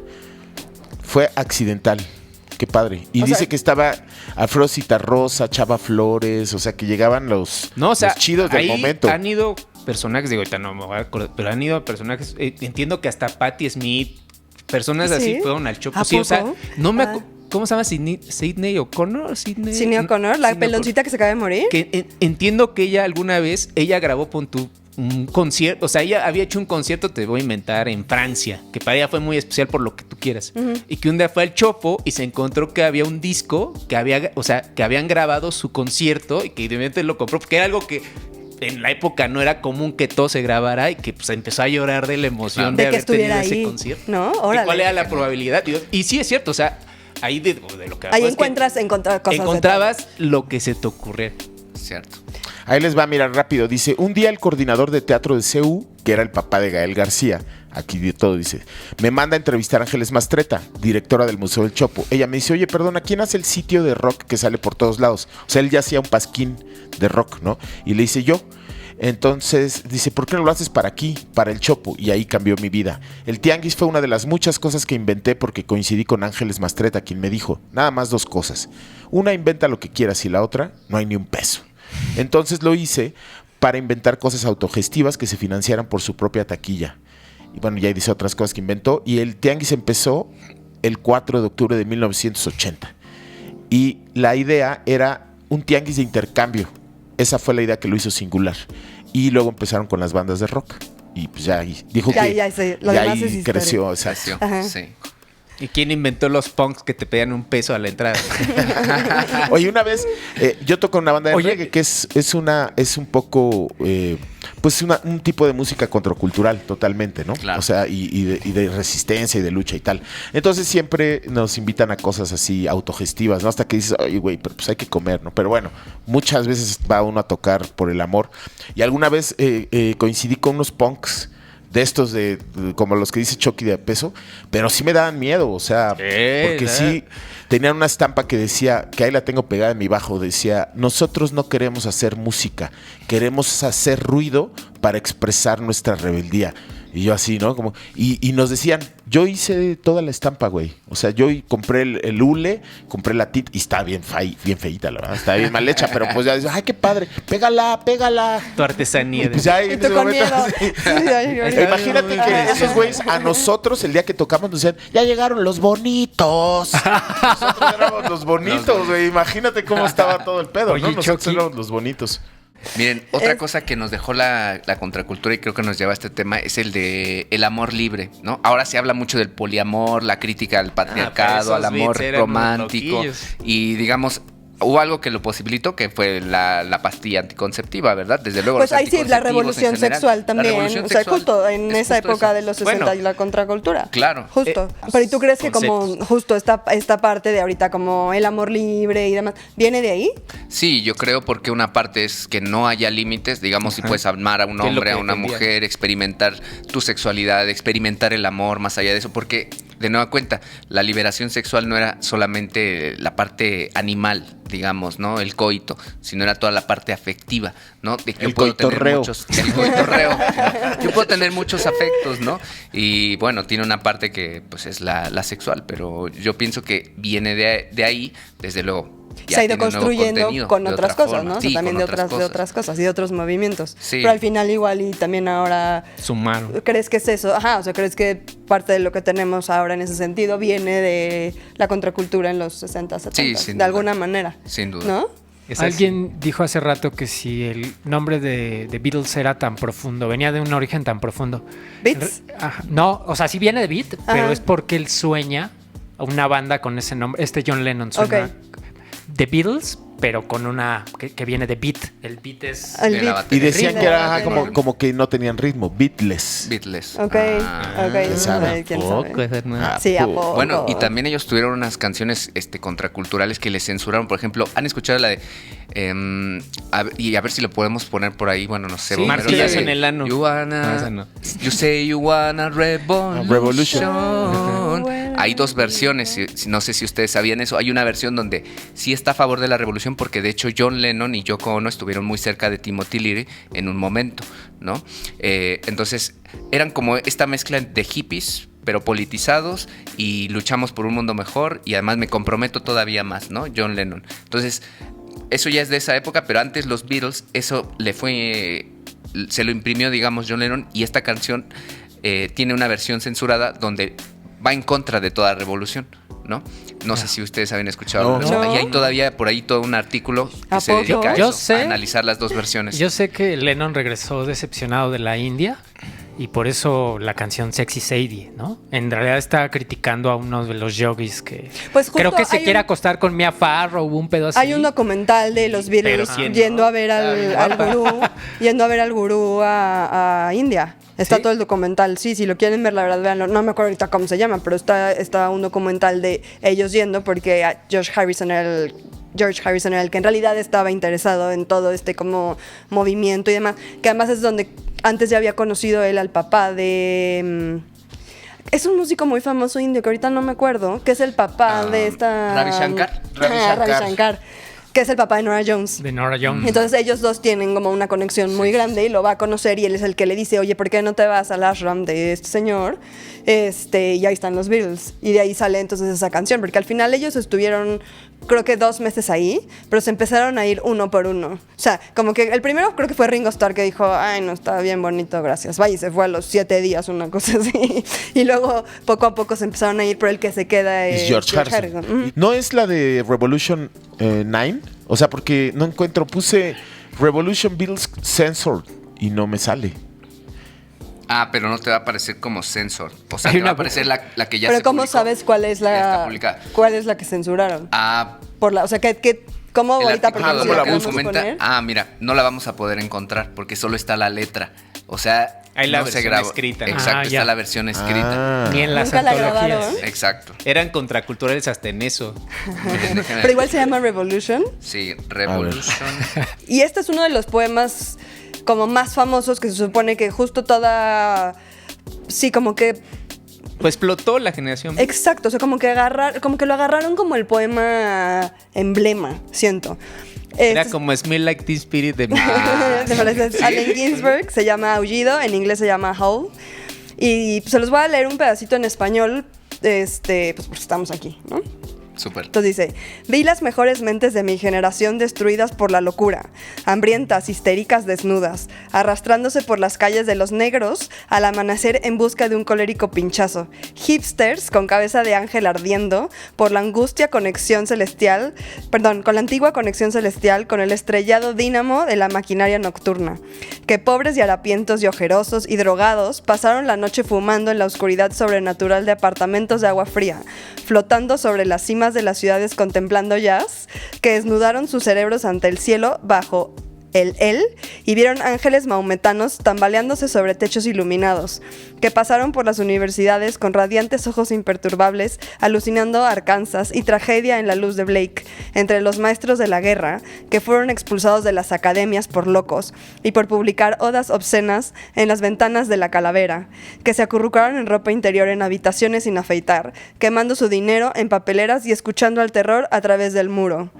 Y así se sigue, o sea, el poema es larguísimo. Pero pues justo este es como el poema de los Beats y la contracultura. Seguro había haciéndole... Era muy de la escena, ¿no? No, pero pues justo sigue hablando como del Bronx y de la marihuana y de el apocalipsis y o sea, como que... Problemas de gente blanca media. A ver, pero ¿cuál es tu...? No, eso, o sea, nada más que justo creo que representan una fracción de la población estadounidense que vive esas circunstancias, ¿no? Que son gente educada que ya está un poco insatisfecha con el sistema y eso de todas las mentes de mi generación, de las más brillantes, pues no, porque en esa época se descubrieron y hubo gente increíblemente talentosa que hizo, lo que en esa época sí, descubrieron los antibióticos, nada más con eso. La vacuna contra la polio. O sea, además él quiere que sea gratis. Hubo gente. La historia de ese güey es una belleza. Pero vamos, había gente haciendo cosas muy valiosas y que no necesariamente estaban ni en su pedo ni en su onda, ¿no? O sea. Claro. O sea, si exacto. O sea, como que tu crítica al poema o Allen Ginsberg sería que él está muy centrado en nada más en su rollo de que todo es elevar la conciencia y. No, y en un pequeño sector de la población americana, te diría, ¿no? Ok. Que eso fue lo que llevó, digamos, o sea, es muy bueno este tema y la crítica que puede ser tanto de la época como del presente a la contracultura y al hipismo, que es decir, óyeme, pues mucha de tu rebeldía, digamos, no está preocupada por los demás, eres tú, tu pequeño segmento, sectores medios, diría una izquierda politizada, pequeño burgueses, entonces nada más hombres blancos, ¿no? Con ciertos ingresos medios altos, entonces pues realmente tu preocupación es minúscula en comparación con los problemas del mundo, que eso pasaba, por ejemplo, bueno, me tocó revisar un tema, ¿no? Cómo penetró la contracultura a la izquierda revolucionaria. Entonces en México había una organización que se llamaba la Liga Comunista Espartaco, tenía sus militantes muy disciplinados, muy rigurosos y decían, es que aquí vienen los hippies y nos vienen a hacer un relajo con su amor libre, con su consumo de drogas, son desviaciones, decían, desviaciones pequeño burguesas, ¿no? Sí. Y a final de cuentas esa era la crítica también de Marcuse, ¿no? O sea, si esto no se organiza con un compromiso mayor, transformaciones más generales de lo que a tu pequeño segmento le preocupa, si no te preocupas por los problemas del mundo, tu transformación de la conciencia no tiene sentido. Y lo mismo a este otro tema. No basta con que cambiemos nuestra conciencia personal, ¿no? Porque hoy día nos pasa todavía este tipo de argumentos, ¿no? A mí nada más me interesa estar bien yo como individuo y si lo que pasa en el mundo no me importa, ¿no? Entonces, pero sí yo voy a estar bien, voy a levantarme a las 5 de la mañana, voy a practicar yoga, voy a meditar y lo demás no me importa, sin compromiso político, ¿no? Y era esta como una dicotomía, ¿no? O una cosa u otra. Y lo que vemos ahora es que no se trata ni de una ni otra. Como sucede con muchas cosas, a veces se tocan los extremos para que después se vaya como que regulando, ¿no? Y entonces el justo medio sería eso de transformemos nuestras conciencias, exploremos lo que haya que explorar del mundo, pero no dejemos de preocuparnos por los problemas de toda la gente, ¿no? Porque mundanos. Jack Kerouac, digo, de lo que me acuerdo otra vez, no soy un experto, nada más de lo que he leído, se me hizo muy interesante saber que pues sí estaba muy preocupado al inicio, que por todas estas causas sociales, lo que sea, en cuanto le fue bien, él lo que empezó fue a comprar casas, a vivir, y su mayor preocupación era que se vendieran sus libros, ¿no? Pero, o sea, nunca hizo más, como justo pues, por abordar un tema de... Creo que el que más hizo fue Allen Ginsberg, que sí apoyaba, según yo, a muchas organizaciones de la sociedad civil, por decirlo así. Pues, al final la crítica... Y Burroughs también era un güey que pues, vivía para pasársela bien. O sea, en otras palabras, la crítica sería que al final fue un movimiento intelectual para intelectuales y se quedó ahí. No diría yo, de hecho... No dirías que esa sería la crítica. No tan pero tajante, con algunos se quedó, tajante. pero de hecho yo diría que por eso para muchos hippies hubo necesidad de buscar nuevos referentes, más allá de esta generación beat, porque aunque coexisten, no se convierten como en el ideal de transformación de la conciencia, porque justamente es lo contrario. De hecho, por eso Timothy Leary, que no es propiamente un beat, es más un referente, como un gran padre de la contracultura, que estas personas que estuvieron en torno a Timothy Leary, que sí. Con Timothy Leary hicieron estas experiencias. Howl se escribió en una sesión. Que por cierto nos pone aquí Rubén Valle, que parte de Howl dice, he visto a las mentes más brillantes de mi generación perdidas por la locura, que más bien dice que es una crítica al consumo de drogas, y como intelectuales muy capaces de la burguesía, terminaron perdidos. O sea, les ganó la fiesta, para decirlo de alguna manera, ¿no? Eso, o sea, que al final se quedaron solo en ese nivel que no es tan difícil, la verdad. O sea al final fueron los primeros azotados, ¿no? Sí, bueno, les pasaron las cucharadas. Sexo, drogas y rock and roll, que también era parte, y que eso también se impregnó como a la cultura del rock, ¿no? Como que ahí era sexo, rockero, drogas y blues. No, y jazz, ¿no? Y jazz, ¿no? O sea, era como desenfreno, no tener límites, y todavía en algunas etapas como de los grupos de rock o jóvenes que quieren ser rockeros, pues como que esta parte es muy atractiva, ¿no? De el exceso, las drogas, todo lo que pueda haber en torno a la música y a la idea del estrellato, no sé. Sí. Me acordé que vi apenas un documental muy bueno sobre Syd Barrett, que me pareció brutal. No sé si lo vieron. ¿De qué se trata? Justamente de lo que trata es como una mente brillante, a propósito de Howl, una mente brillante, un músico se pierde, ¿no? En el consumo de las drogas. Bueno, el caso de Syd Barrett también es que Syd tenía un problema mental, me imagino. Y también se juntaron las cosas, se le pasaron las cucharadas de drogas, y cómo esto transforma a una banda, ¿no? Pero también creativamente, que eso era lo que buscaba el uso de las drogas. Liberar un poquito a la conciencia y las trabas para la creatividad y darle un uso, pues, sano, por decirlo de alguna manera, ¿no? Fíjate que yo cuando empecé a hacerle la artisteada, me costaba mucho trabajo decidirme, porque, pues, obviamente era un chamaco pendejo. Y yo decía, no, está mal meterse drogas para crear, porque entonces ya no eres tú. Eso es otra cosa, ¿no? Hay maneras de lograr que funcionen para fines más allá de los lúdicos, ¿no? Sí. Pero no es fácil mantenerse a flote, ¿no? Es muy fácil pues caer en la buena onda, por decirlo. O sea, porque pues, te dan mucho, te expanden la conciencia y pues es padre ¿Quieres vivir más así. Todo el tiempo? Quieres estar todo el tiempo así. Todo el tiempo claro. así. Y bueno, hay que medirse. Porque es que aquí nos pone, quien nos invita a la rola mexicana, a quien agradezco, dice, rolitas para la mesa y todo con medida. Eso, exacto, muy bien. Oye, pero así. hasta Bukowski criticaba el uso de drogas para crear. Decía que si no tenías talento, de nada servía drogarte, ¿no? No, pero sí tiene que haber una mezcla, ¿no? Siento. O sea, no estoy diciendo sí, droguense, sino que a lo que voy es que tienes que tener talento, pero también tienes algo de fondo para expresar. Tienes que tener talento, pero tienes que también ser muy constante en lo que estás haciendo. Pero también tienes que tener experiencias de vida que te no sé, hagan, porque eso sí, lo que estos güeyes ¿no? O sea, sí tenían es que trabajaron y le metieron medio a todo. O sea, este güey fue desde ayudante de Kerouac, creo que fue de ferrocarrilero, estuvo en un asilo, trabajó en un centro psiquiátrico, fue granjero, o sea, todos tuvieron así como muchas experiencias de vida. Eso es que es eso, o sea, porque al final, o sea, sí tienes talento, pero pues sí, o sea, ok, te quedas nada más como encerrado en tu burbuja, pues no vas a tener de qué hablar, de qué pintar, de qué, ¿no? Pero igual pegas, no eso sé. también vamos a ser, o sea, pues hay mucha gente que igual es monotemática y lo que sea y pues le Bukowski. va muy bien. Schopenhauer creo que nunca salió de su pueblito, ¿no? Pero mucho. Es otro tipo, bueno, o sea, pero, ¿qué tal? a ver, pero es otro tipo de... Adam Smith. Pero Schopenhauer es otro tipo de escritura. Es filosófico, es filosofía Bueno, pero igual pura, ¿no? llegó a Para eso cosas muy necesita- complejas, de acuerdo. no teniendo tantas experiencias. Sí, pero en este sentido, o sea, pero lo que estamos hablando ahora igual, Sí, y bueno, más no sé, artística, como en ¿no? este movimiento, sí. Bueno, Picasso también, ¿no conoces a Picasso?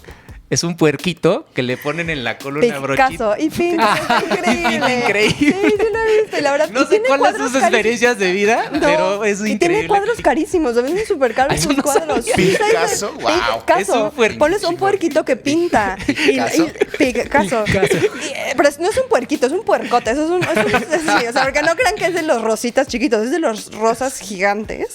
Y pinta. Habla y hace sobre el cosas- abuso en el consumo de carne. No, y la verdad es que sus Pinta cuadros se mejor que venden. Marta Chapa, ¿no? Sus cuadros se neto. venden muy caros. Está muy cañón. Es Órale, grande, están Picasso, chidos. sí. Sí, hace cosas. Pues a lo mejor es un pintor que encarnó en un cerdo en Un esta cerdo. Es siguiente Burroughs. vida, ¿no? Más que lean sin escopeta para hacer cuadros. Sí, es que sí están chidos. Sí, ¿no? hace Yo había cosas visto a un muy chidas. perro que pinta, pero este Y yo está un mejor. elefante, muy bueno. Con trompa además, pues... Sí. No, este sí le dan la brochita Sí, y yo les digo, soy es un fan. puercote. Yo soy fan Picasso. de Picasso. Wow. ¿Ve esos cuadros? Y te digo que se venden muy caros, de verdad, Y de sí verdad. está brutal, güey. Está Sí, enorme. es un Pues gana cerdote. bien. Come muy bien. Hay que de comer verdad, así, dan de comer lo que muy quieras. bien. Le alcanza para lo que quiera. O sea, eso, por ejemplo, podría caer en contracultural. ¿Pero por qué? El Pues rompe todos Picasso. los esquemas que un puerquito pinte y... No, pero se no ve. tiene sentido de trasfondo, o sea, no tiene trasfondo No tiene alguno. conciencia. El cerdo no tiene conciencia. Es un ser sintiente, pero sin conciencia de lo que está haciendo, ¿no? Conciencia ¿Ustedes creen? humana, con psique, logos, pensamiento, palabras, que es lo que nuestra conciencia está compuesta. Es más compleja. Es más compleja. Lenguaje. No podemos hablar de ello, ¿no? Si no solo somos, no existe la conciencia, estaríamos flotando en Si él el no aire. sabe lo que está haciendo, solo esa es la fluyendo, verdad, ¿no? Exacto, él ¿Quién no sabe? sabe. Igual Era me una gusta- broma, no lo entendieron. Pero sí, o sea, Ya nos vamos qué a bueno poner que a- se clave. No, a lo mejor el que llevó Expande tu al puerco. conciencia, Chucky. No, ustedes son los que no entendieron el chiste.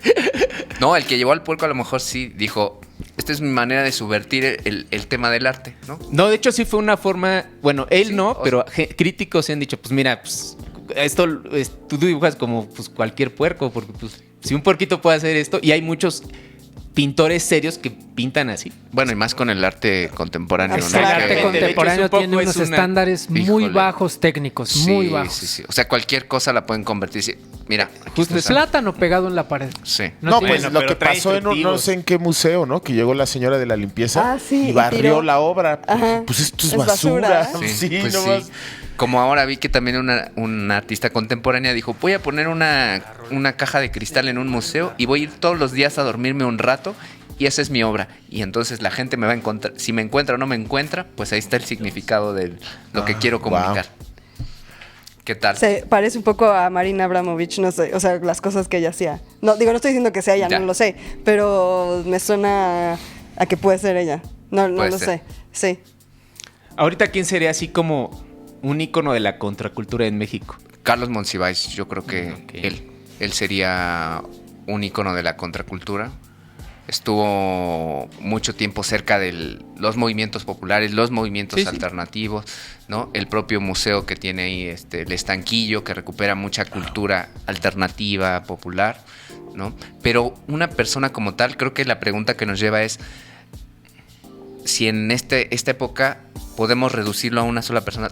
Bueno, pero hay íconos, ¿no? Por ejemplo, dices, pero a lo mejor ahorita hay muchas personas que lo están haciendo, pero ahorita sí yo no tendría a alguien en la mente, la verdad. Sí, yo tampoco señalaría a alguien como José Agustín. Bueno, pero ya falleció. Sí, o sea, José Agustín claramente, claro, estoy también de acuerdo.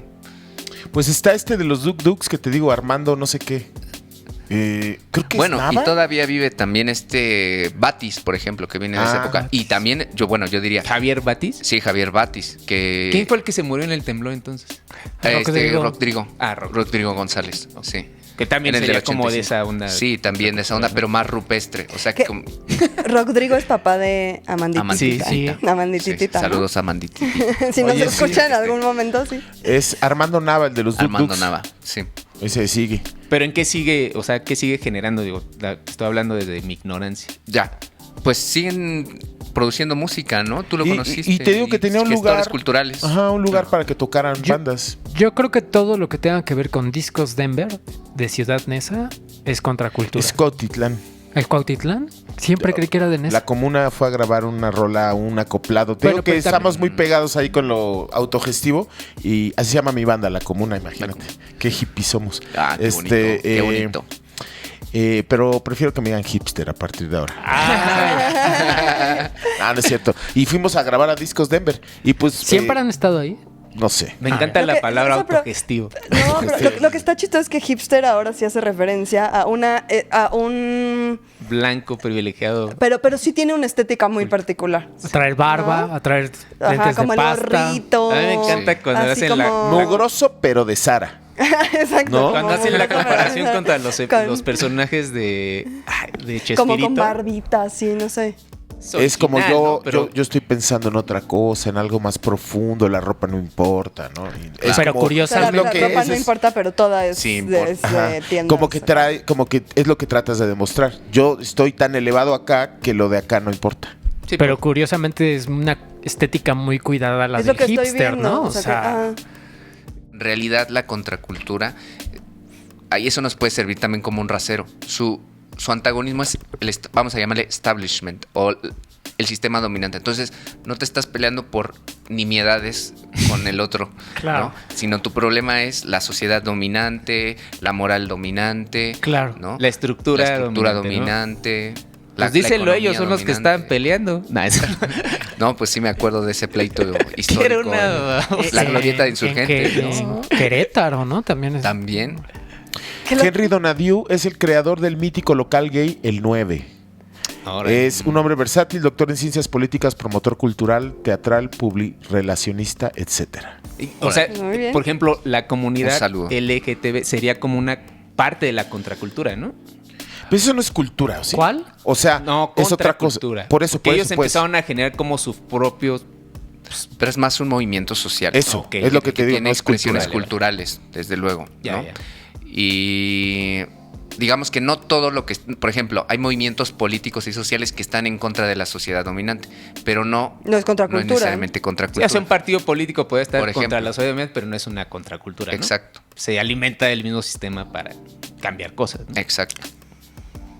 aunque ya si llevamos el concepto contracultura, que eso sí lo podemos hacer, lo sacamos ya de su contenido histórico y lo tratamos de aplicar a otras realidades, un proceso revolucionario, un proceso transformador que tiene una cultura, puede generar una contracultura que rechaza el orden establecido, pero cuando triunfa ese proceso revolucionario, esa cultura deja de estar ser antagonista, digamos, a un régimen dominante, porque se vuelve convierte el orden. el orden dominante. Se vuelve el régimen. Es MTV.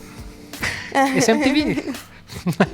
¿No? Pues sí, podría ser una forma de como verlo, MTV sí. siempre estuvo como pues, apoyada en el mainstream. Sí, nunca fue contracultura. Nunca fue MTV. contra. Se alimentó de la contracultura, pero no eso per sí, se claro. inició como contracultura, ¿no?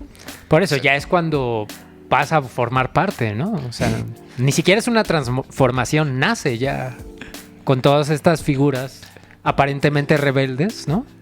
Sí, ya cuando hubo los programas de Hillary, ¿cómo se llama? Oh. Paris Hilton, pues ya. No seas realmente, mamón. No, pues ni siquiera es un canal ya de música, ¿no? Es de cocina, ¿no? Es de series. Ahora es productora, ¿no? O sea, ahora. O sea, MTV no, produce. ¿y sabes qué hicieron? Te lo envié. Me lo mandó Chucky, exacto. La compró Paramount y borró todos los archivos que tenían. Como ¿En esta serio? mierda, ¿para qué la queremos? No. Ya todo lo histórico ya ¿En lo serio borró. lo borraron? O sea, Órale. Los nuevos dueños. ¿A poco? Sí, conciertos, Pues datos entrevistas así del a grupos y hacían sus noticias, documentales, todo eso. ¿A poco? Lo tiraron a la basura. Sí, porque nadie lo usa, Sí, supongo. nadie. Bueno. Oye, Ro, y hablando un poco, porque siempre como que también les he repetido mucho esta parte de, bueno, se puede hacer historia de muchas cosas, ¿no? Sí. O sea, no tiene que ser todo como, no sé, macrohistoria y de esto. ¿En dónde enmarcarías este trabajo de historia contracultural? O sea, no historia contracultural, o sea, como hablamos de contracultura, ¿en qué parte o en qué momento, no sé, o sea, historiográfico más bien, Ya. pondrías este tipo de estudios, más Sí. bien? Bueno, pues para las personas que no están familiarizadas como con el gremio de los historiadores, en general hay grandes cortes de la historia, ¿no? Y al menos en nuestro país, cuando nosotros nos formamos o cuando yo estuve en la universidad, se llegaba, fíjense, la historia contemporánea del siglo XX llegaba hasta Lázaro Cárdenas. Entonces, si uno quería hacer algo después de eso, te decían, no, uy, Es híjole, no, ciencia es que, ¿qué crees? política. Eso es ciencia Nos política decían, o es ajá. sociología. Entonces, pues ya eso no lo vemos nosotros, ¿no? Entonces, de ahí que yo dije, Sí, como bueno, que nos los aventaban a nosotros. Exacto. Ajá, porque yo soy politóloga de formación. Entonces, justo nos decían, eso es ciencia política, no es historia. y yo Ah. dije, bueno, pues entonces si aquí no se va a poder hacer eso, me voy a ir a buscar otro lado donde sí se pueda hacer ese tipo de historia. Entonces ahí en el Instituto Mora, donde nos conocimos, hay una maestría en historia moderna y contemporánea que permitía... ¿Es la misma que estudiaron explorar- ambos? Ajá. Sí. Que es un bellísimo lugar. Es encantador, Ay, la verdad, bellísimo, la verdad. sí. Pueden ir, de hecho, quien quiera, o sea, no es como que nadie puede entrar. Pueden ir y ver, estar en la biblioteca y demás. Y ya hasta tienen visitas guiadas. Ah, sí, pero ¿a cuál? ¿Al Mora? Ah, bueno, a la otra, a la que a la de a la Valentín nueva. Gómez Farías, a la viejita. No, también a la viejita. Es que hay varias sedes, pero en particular hay dos en Miscuac que están preciosas. Una es donde estudiamos nosotros, que es la Plaza Valentín Gómez Farías, que tiene una biblioteca increíble. Pueden ir ahí, echarse un libro o sentarse, un cafecito, está divino. Y aparte después... Pero de Lázaro Cárdenas, ¿de antes o después? No, pero y después, no sé si compraron, pero tienen esta otra sede también ahí en Miscuac. En Pusan, me parece. Ajá. Compraron un convento. Compraron un convento y también la biblioteca está divina, por si alguien gusta Bueno, ir, se vamos puede a ver, sentar. porque les quitaron los fondos, ¿no? Pero, Sí. bueno, pero entonces ahí, ¿qué es decir? Bueno, o sea, ¿qué la es parte de la esa historia. historia- Esa historia esa es lo muy de la reciente, ciencia no la política. queremos abordar. No vamos a hablar de eso, pero entonces... ¿Por qué? Escogimos esa maestría, o sea, tú escogiste Bueno, esa... sí, es esa. por estos temas, porque tienen una muy buena tradición de estudios culturales, ¿no? Así como que alternativos. Estudiar la cultura más allá de la alta cultura, que también ese es otro tema donde se junta este carácter alternativo de este tipo de estudios o de reflexiones, porque en los estudios culturales o solo se estudiaba la alta cultura o ciertas expresiones, o la cultura popular como desde un punto de vista de, bueno, lo exótico. Como arte y artesanía. Lo anecdótico, ¿no? Es que ándale, como arte y artesanía. Entonces, en este instituto se desarrolló una perspectiva más compleja, ¿no? De la cultura está en todas partes, pero también los significados no son fijos, los objetos no son fijos, se transforman, la gente los apropia, se cruza, la cultura no está aislada, que también es una concepción que se discute, ¿no? Antes decía, bueno, mira, si tú vas a hablar de cultura o de política, no me hables nada de sociología, no me hables de otro tema. Y ahí lo que se vio es que la realidad es más compleja, ¿no? Están cruzados las líneas, no están divididas realmente, ¿no? O sea, todo es un poco todo. Exacto, ¿no? Y lo que lo junta es el problema, la pregunta que tú te planteas y lo que quieres responder. Como en esto que hemos platicado, o sea, se junta psicología, se junta... por ejemplo, arte teatral, se junta política, se junta la propia cultura, la música. La espiritualidad también. La espiritualidad, ¿no? Y todo el hilo conductor, desde luego, es, bueno, en el caso de mi investigación, por una parte, entender la música como un proceso social, porque a mí me había tocado cuando hice la revisión de la investigación que hay, que cuando se abordaba la historia de la música era muy desde el punto de vista de, bueno, la biografía de los grupos, y quién era tal, y quién era tal, y quién era tal, y la historia de los discos, y produjeron este disco, y luego este otro disco, y luego este otro disco, y quizás análisis interno, vamos a decirle, del propio disco, como si el fonograma fuera el que contiene toda la vida musical, ¿no? Entonces, ¿qué nos ponemos a hacer?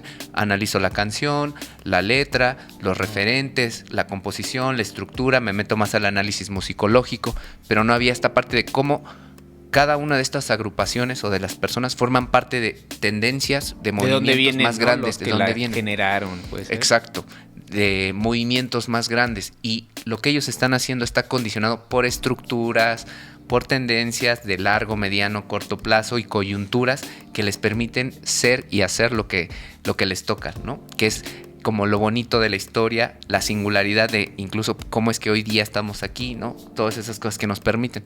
Entonces, es lo que a mí me interesó explicar, y pues desde el punto de vista de que la música es un proceso social, económico, político, complejo. Total. Y entonces vi la parte como sí de los grupos, de dónde venían, la parte política, el papel del Estado, ¿no? La agencia que tienen reprimir o no permitir cosas. Pues meterte a estudiar filosofía también para entender cuáles son las perspectivas, las filosofías orientales, ¿no? Qué es lo que está fundando todo esto, entender incluso la política, marxismo, ¿no? Para ver cuáles son los debates. Pero ¿en dónde lo enmarcas? O sea, ¿en dónde lo pondrías? ¿Es historia social, historia cultural? ¿Es historia qué? Historia social y cultural y política, porque fíjense que hasta luego me di cuenta que recogieron parte de mi trabajo, esto del papel del Estado, en los estudios de la memoria sobre las violaciones a derechos humanos en el pasado por parte del Estado. Entonces, todo esto, pues a final de cuentas, sí son violaciones a derechos humanos, o lo que estamos viendo es un Estado autoritario, ¿no? Entonces, también en esa línea de los estudios políticos se cruza. Entonces, yo diría, por lo que me preguntas, sí está en una conjunción de estudios culturales, sociales y políticos. Esto que a mí me interesa. Sí, que está increíble. O sea, ya llevamos un ratote hablando de este tema, pero pues justo también la idea es eso, que vieran y que la gente supiera que no se hace historia nada más de, les digo, grandes políticos. Que si el Imperio Romano. Sí. Que si Álvaro Obregón. O sea, no, que hay muchas otras cosas y que puede ser tan rico como esto. Cierto. ¿No? Que está espectacular. Oye, yo te preguntaría, y es un tema que a mí... ¿Tú opinas que el Tri es contracultural? Sí, el Tri surge, de hecho, se llamaba Three Souls in My Mind, y el Tri estuvo en Avándaro. Porque tengo un argumento. A ver, pero se dejó de ser contracultural. Pero es que creo que la pregunta de absolutizar, como eso sí, no sí. es, nos lleva como a un pensamiento muy lineal. Sí, entiendo, y entonces que los matices nos ayudan a ver cómo es que las cosas se transforman. Porque cuando empieza el Three Souls, empezaron a versionar, a usar blues, de hecho, mucho bluesecito. Sí, blues. Y ellos fueron contraculturales en un momento en que nadie más estaba tocando rock, nadie más estaba recogiendo las necesidades de los jóvenes además pobres de esta ciudad y pobres de este país. Por ejemplo, todo esto de Chavo de Onda, El Rey de la Revolución, por ahí se llama una canción. Todas estas denuncias nadie las hacía, porque los que eran contraculturales dejaron de hacerlo y prefirieron hacer otra música para que los grabaran, como la Revolución de Emiliano Zapata. Y cuando esos renunciaron, el Tri dijo: Nel, aquí nosotros seguimos haciendo rock and roll, y rock and roll para el pueblo y para las masas. Y aunque estemos dando las vueltas en los hoyos funky de todo alrededor de la ciudad, o en el Herradero, o en el Chicago, aquí en Tlatelolco, mientras estos cuates para sobrevivir dicen: me voy a ir a cantar a un barecito de la zona rosa, y pues hacer unos covers y todo, que no haya problemas. El Three Souls estaba luchando por mantener vivo al rock. Y entonces, en ese sentido, el Tri germinó una contracultura del rock, y es más, ir a las cárceles, ¿no? Recoger también todo eso, que que todos los demás no hicieron. Pero y eso le dio vida al rock. Hay un disco, ¿no? En vivo en Santa Marta. Que justo, mira, porque se me hace interesante justo eso, no es de la dualidad, pero sí es eso de que lo mismo con los Beats, ¿no? Que hubo un momento que sí lucharon por ciertos ideales y después como que les valió. Creo que el Tri le pasa lo mismo. O sea, de inicio como que él justo quiso decir lo que quería decir, ¿no? No sé si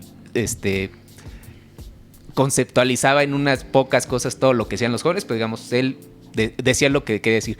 Pero después lo cierto, y eso yo lo leí en un artículo, es que nunca luchó por causas sociales. O sea, al Tri nunca lo viste pararse en una marcha, al Tri nunca lo viste decir, te estoy inventando ahorita, estoy contra los feminicidios. O sea, que realmente no estuvo en estas luchas sociales. Y en realidad que se quedó hace muchos años en lo que dices, pero no hizo jamás más. O sea, como que se asentó y que viene de una clase media acomodada y que sí, que estuvo en los hoyos funk, pero como que siempre estuvo con un poquito en su zona de confort. Y en realidad es muy conservador, no es guadalupano, es... No, eso también, ya fue después, eso es verdad. Pero de inicio nunca habló de Guadalupe, ¿no? Ahí como que lo de la Guadalupana ya vino que de los 90s para acá, ¿no? Sí, eso nos lleva a explicarlo desde el punto de vista de que no maduró su conciencia política, porque se quedó como en una suerte de rechazo, antiautoritarismo, irreverencia. Se volvió en un cliché, ¿no? Así, chingues de los políticos. Es pues que muy bien, claro. También si te firma una disquera transnacional como Warner o en la que estaba, pues también todo cambia. Y está interesante porque dice, de inicio digo, yo a mí no me importa que no me firmen y yo voy a tocar en los lugares funk, a que digas, bueno, ya que me firmó Warner, es que yo creo le bajo de huevos. Yo creo que no tuvieron de otra, ¿no? Al prohibir las tocadas en el DF, pues no les quedó de otra. Si querían seguir tocando. Sí. Pero lo que digo, ahí en ese momento sí fueron, digamos, contraculturales, ya después se diluyeron. Y ahí la historia es como la vejez, juicio, ¿no? Que ya sea viejo no es que no haya sido niño, güey. ¿No? O sea, ándale. Sí, o sea, que no sea ahorita rebelde, no quiere decir que nunca lo haya sido. No, pero hay gente que siempre fue rebelde. Sí, y se reconoce su aporte en su momento, ¿no? Sí. Si después ya pues bajó la guardia o las armas. Entiendo que pues se cansa uno también de confort.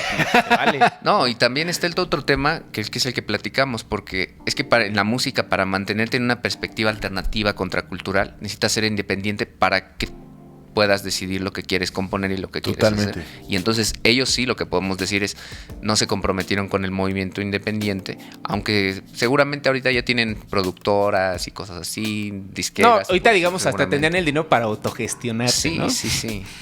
Pues sí, se lo comió su propia vida, ¿no? Al Alex Lora. No, digo, para mí se me hace un tema interesante porque, digo, para mí sí ejemplifica un poco esa degradación. Es más fácil ser rebelde que ser buen padre, al parecer. Saca. Oye, bueno, Alex Lora, yo no fui, güey. Es que está acá atrás del bombero incendiario. El hijo de Borru, creo que él se muere más joven que este güey y creo que le escribe así, pues no un poema, pero pues una dedicatoria que dice, pues yo fui como tu peor error, ¿no? Híjole. A su papá. Yo fui el peor de tus errores. Órale. Sí, ese güey, pues sus dos papás eran súper atascados. Y él era igual de no, creo que se murió naturalmente. Pero de un pasón. Chale. ¿Más comentarios que haya por ahí? Cosas más felices. ¿No? Juan Gabriel era contracultura. Pues de alguna manera. De alguna manera yo creo que sí. De alguna manera sí era media contracultura, pues sobre todo, o sea, pues él nunca negó que era homosexual, ¿no? Porque había otros que hicieran homosexuales. Pero nunca lo dijo abiertamente. Pero no, hasta que dijo, lo que se ve no se juzga. Pero no lo dijo abiertamente. Pues sí. Pero lo que dice Chucky, o sea, tampoco es que haya sido militante del movimiento de liberación sexual de esas organizaciones. Bueno, yo sé que, a ver, ahí tú me puedes decir, yo leí que Monsiváis también era homosexual y abiertamente nunca lo dijo. Pero sí apoyó, o sea, no lo dijo, pero sí apoyó. Pero abiertamente nunca lo impulsó. Pero él sí se comprometió con muchas causas sociales. O sí, sea, eso sí, a mí me queda claro que ese güey sí era un activista, ¿no? Es que ese es un tema, creo que hasta da para un programa, el tema de la liberación sexual. Y también no tendrías por qué decir nada, ¿no? O sea, abiertamente no tendrías por qué decir, es su pedo. Eso es personal, ¿no? Sí, pero ¿por qué sí, tendrías? Un poco es contradictorio cuando tú estás promoviendo la liberación que tú mismo te la guardes, ¿no? Claro. Otra vez viene una contradicción. O sea, pero una cosa es no revelar algo y otra cosa es que no te sientas libre. O sea, a lo mejor es como, pues yo soy libre, nada más no quiero decir. Claro. Porque pero entiendes que es una contradicción. No creo que sea una contradicción. O sea, que dijera, yo no soy gay, eso sería una contradicción. Eso sería una... claro. Pero si no dices nada, pues no, o sea, no estás tomando un bando. No estás tomando un bando. Hasta Ricky Martin tiene unas palabras muy sabias al respecto, ¿no? ¿Qué dice? Pues que es una decisión muy personal salir del closet, que si alguien no quiere, es su pedo. Sí. Y no por eso no, o sea, tal vez... No por eso y a lo mejor se apoya, ¿no? Okay. A lo mejor está dando lana y todo, pero dice... no, sí, o sea... Yo no quiero porque... O sea, mis papás se van a... Yo conozco una persona, que no voy a decir su nombre, que es incluso se viste de mujer, pero... Bueno, entonces yo creo que sus papás sí medio... No, pero no lo hace... Frente a ellos, ¿no? Ajá, y abiertamente, bueno, ¿no? No, ya es que ya voy a decir mucho. Sí, no. Digo, ¿Por qué me quemas? Ay, sí, ¿por qué me quemas? Básicamente. No, está bien, porque justo es respetar el derecho a, ¿no? Oigan, pero sí, no sé si ya no hay más preguntas, más comentarios. Nos quedan 3 rolitas. Se nos acabaron las rolitas. Todavía siguen rolitas. Pues sigamos. Sí. Yo ya no vamos a aceptar más porque Lucero ya se cansó. Sí, ya. Oigan, ya vamos cerrando. Vamos a comer. Todos también. Sí, vamos cerrando. Tú más bien no quieres ir acotando hacia el final algo más que tengas que decir. ¿Quieren un chocohongo? ¿Pero para qué? ¿Lúdico o si vamos a tener una sesión? Vamos a tener una sesión, sí. Yo ya me estaba parando. Digo, también así, sí está medio... O sea, puede haber brotes psicóticos después de consumir hongos. Sí, yo tengo... O sea, tampoco es tan... No, alguien me platicó una historia también alguna vez como de una amiga... La amiga de un sobrino. No, pero sí yo no la conozco, o sea, sí, pero sí es como una historia que me platicaron de alguien que... Me dijeron, no digas esto nunca. No sé, o sea, que quién sabe qué pasó, que sí terminó con un brote así interesante, raro, así psicótico, y sí estuvo un rato en... Hay quien no vuelve, ¿no? En terapia y demás, y pues nunca supieron por qué, pero parece que... Sí, o sea, sí pueden... Sí. O sea, pues por eso como, no todo es para todos. Estas frases, como la de no te azotes, se quedó en el viaje, ¿no? Exacto. Y bueno, este güey que no dijimos hace rato de Syd Barrett, le hacen una rola ya pues, cuando se pierde, ¿no? La de Shine on You Crazy Diamond. Rolón. Bellísimo. Ajá. Sí, es un rolón. Sí, pero pues es para él, pues ya eres un loquillo, pues sí. Haz lo que quieras, ¿no? ¿Y murió Syd Barrett ya? ¿O ya, sí, ya murió recién. Pero no tanto, ¿no? No tiene tanto. Tiene pocos años. Sí, no sé. Entre 5 y 10, yo creo, años. No, pero sí es mucho. Si murió hace 10. No, como 5, yo creo. Entre 5 y 60. Pero ¿qué? Antes de Lázaro Cárdenas.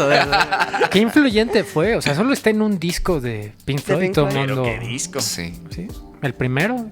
Pero sí tiene razón Alexis. Igual y no sé si quieran ir ya como...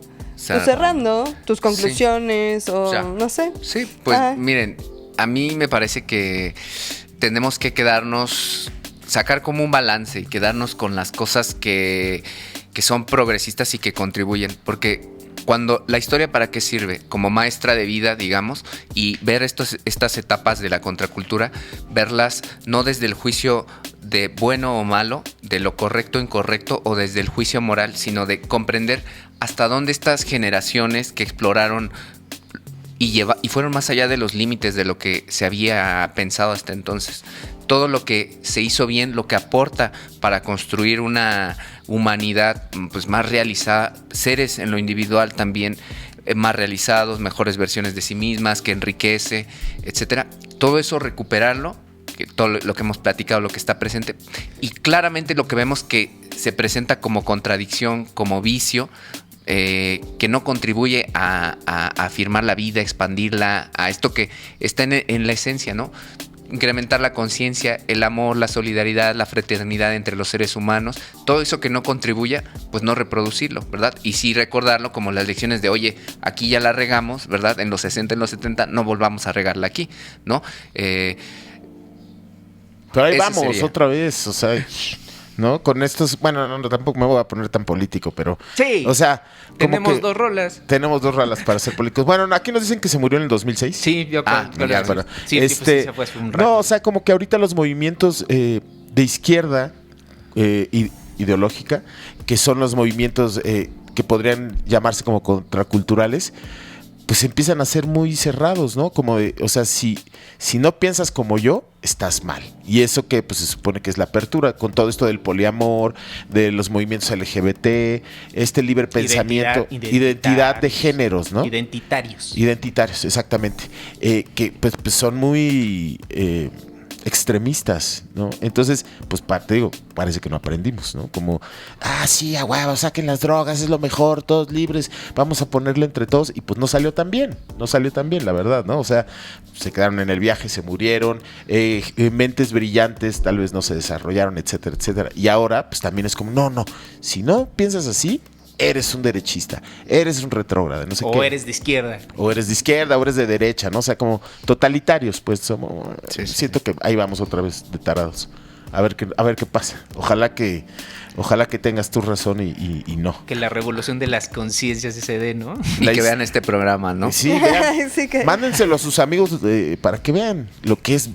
No es cierto, lo que es bueno. Es muy complejo salir de los conceptos preestablecida. Pero a ver, otra vez, igual, Ro, pues muchas gracias por estar aquí. O sea, no estoy acabando el programa, sino solo lo que estoy queriendo decir es que está padrísimo que se estudie esto justo para todo lo que dices. Que si ven el programa y algo bueno les trae a su vida a partir de esto, pues sí, la verdad es que siempre ha sido nuestra idea, ¿no? O sea, además de divertirnos y aprender nosotros, pero que también para ustedes sea algo muy positivo. Y abiertos a sugerencias, quejas, lo que sea, ¿no? Que para mejorar. Claro, aquí estamos. Y está increíble, está padrísimo, Ro. Muchas gracias. Me la pasé muy bien. Sí, a mí también me gustó mucho este programa. Ajá, y como dices, quedémonos con lo bueno, que en todo hay contradicciones, también siempre, pues como hemos hablado de eso, ¿no? O sea, que siempre va a haber contradicciones en todo. Entonces, no por eso, o sea, no por esas contradicciones quiere decir que todo está malo, todo bien.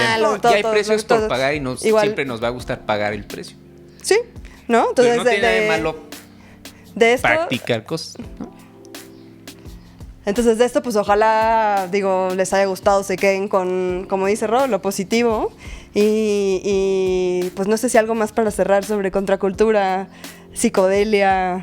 En México. ¿Cuál es la buena? Desde su conciencia. Según yo, la buena es el LSD. Es una pregunta que se me quedó. Yo lo leí. Cuando dijiste que se sintetizó el LSD, pienso que se encuentra naturalmente en algún lado.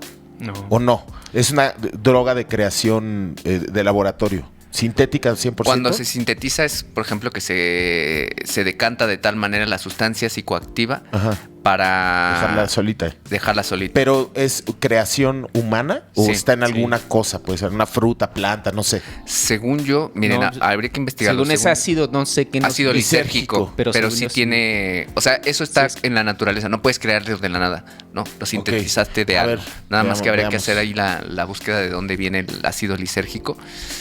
Es que yo alguna vez leí que es de las cosas más caras, o sea, el extracto, digamos, básico, fundamental de eso es de las cosas más caras del mundo. Ahí les va. El LSD, dietilamida del ácido lisérgico, es un compuesto semisintético derivado del cornezuelo del centeno, un hongo que crece sobre o sea, es un hongo que le crece al centeno. ¿A poco? A poco. En su forma pura es un polvo cristalino, blanco, inodoro y soluble en agua. Normalmente se consume por vía oral y crea dependencia psicológica intensa. Así es que aguas. Pues es peligroso. Pues, o sea, sin supervisión. Nos ha dado grandes porque ahora, no sé si saben que ahora hay una tendencia de terapia, las microdosis. Sí. O sea, micros y macros, o sea, también hay... pero hay gente que está todo el día con un chiquitín. O sea, pues ya ven que hasta dicen un cuartito fiestero, ¿no? O sea, con moderación. Va a ser un cuartito curandero, entonces. Sí, de terapia, antidepresivo, ¿no? Pues esta es la última rola. No sé si quieran agregar algo. Bueno, más. Gran rola. Gran rola, sí, para cerrar. Sí. Yo también me divertí mucho. Te agradezco tu visita. Ojalá nos acompañes otra vez. Sí, en otro. Claro. ¿Algún otro? Muchas gracias. Y no sé, algo que quieran. El especial del tiner de guayaba. Vamos Ese de donde se sintetizó, ¿no? Nos van a cancelar por clasistas. No, yo estoy en pos de que se hable. No, pero eso sí, bueno, sí, ya vamos a ir en ese tema, pero no creo que te expanda nada el tiner. No, pues al contrario, físicamente bueno, debe haber una destrucción del cerebro fuerte, ¿no? No, o sea, es un solvente, ¿no? Sí. Creo que en un mueren par de años. células seguramente. Miles. Pero bueno, pues sí, otra vez reiterar las gracias, ¿no? De que estés aquí, vente a más programas. Nos falta hablar de otra vez cine y teatro, puede ser contracultural, no sé. No sé, ¿no? Puede ser música, otro. de música. Más música. Otro de más música.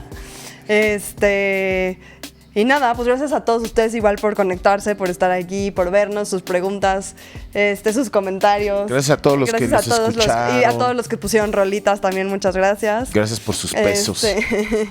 Y pues nada, aquí seguiremos, tal vez más en vivos. Igual sí, está bueno, está padre, está divertido. Padre, sí. También gracias por animarte a hacerlo en vivo, porque todo un reto, al final, Nos vemos el miércoles en M&M. Este próximo sábado, están invitados. Se cumple un año del otro programa que hacemos aquí. Y entonces vamos a festejar con valga la redundancia, con una fiestecilla en la cervecería Júpiter. Va a haber cuartitos. Va a haber cuartitos fiesteros, chocongo. En la cervecería Júpiter. Pero solo para los que expandan sus conciencias. Lleguen con sus conciencias expandidas, por favor, güey. Va a haber una banda que toca covers de Wolfpack. Y van a poner, va a haber unos DJs, y pues Chela y nosotros. Pues caigan, ya si los está invitando. Caigan todos. Cáiganle, ahí nos vemos. Nos veremos. Ahí nos vemos, sí, seguro. Ahí nos vemos. Y pues nada, besos en sus cazuelas. Expandan sus conciencias.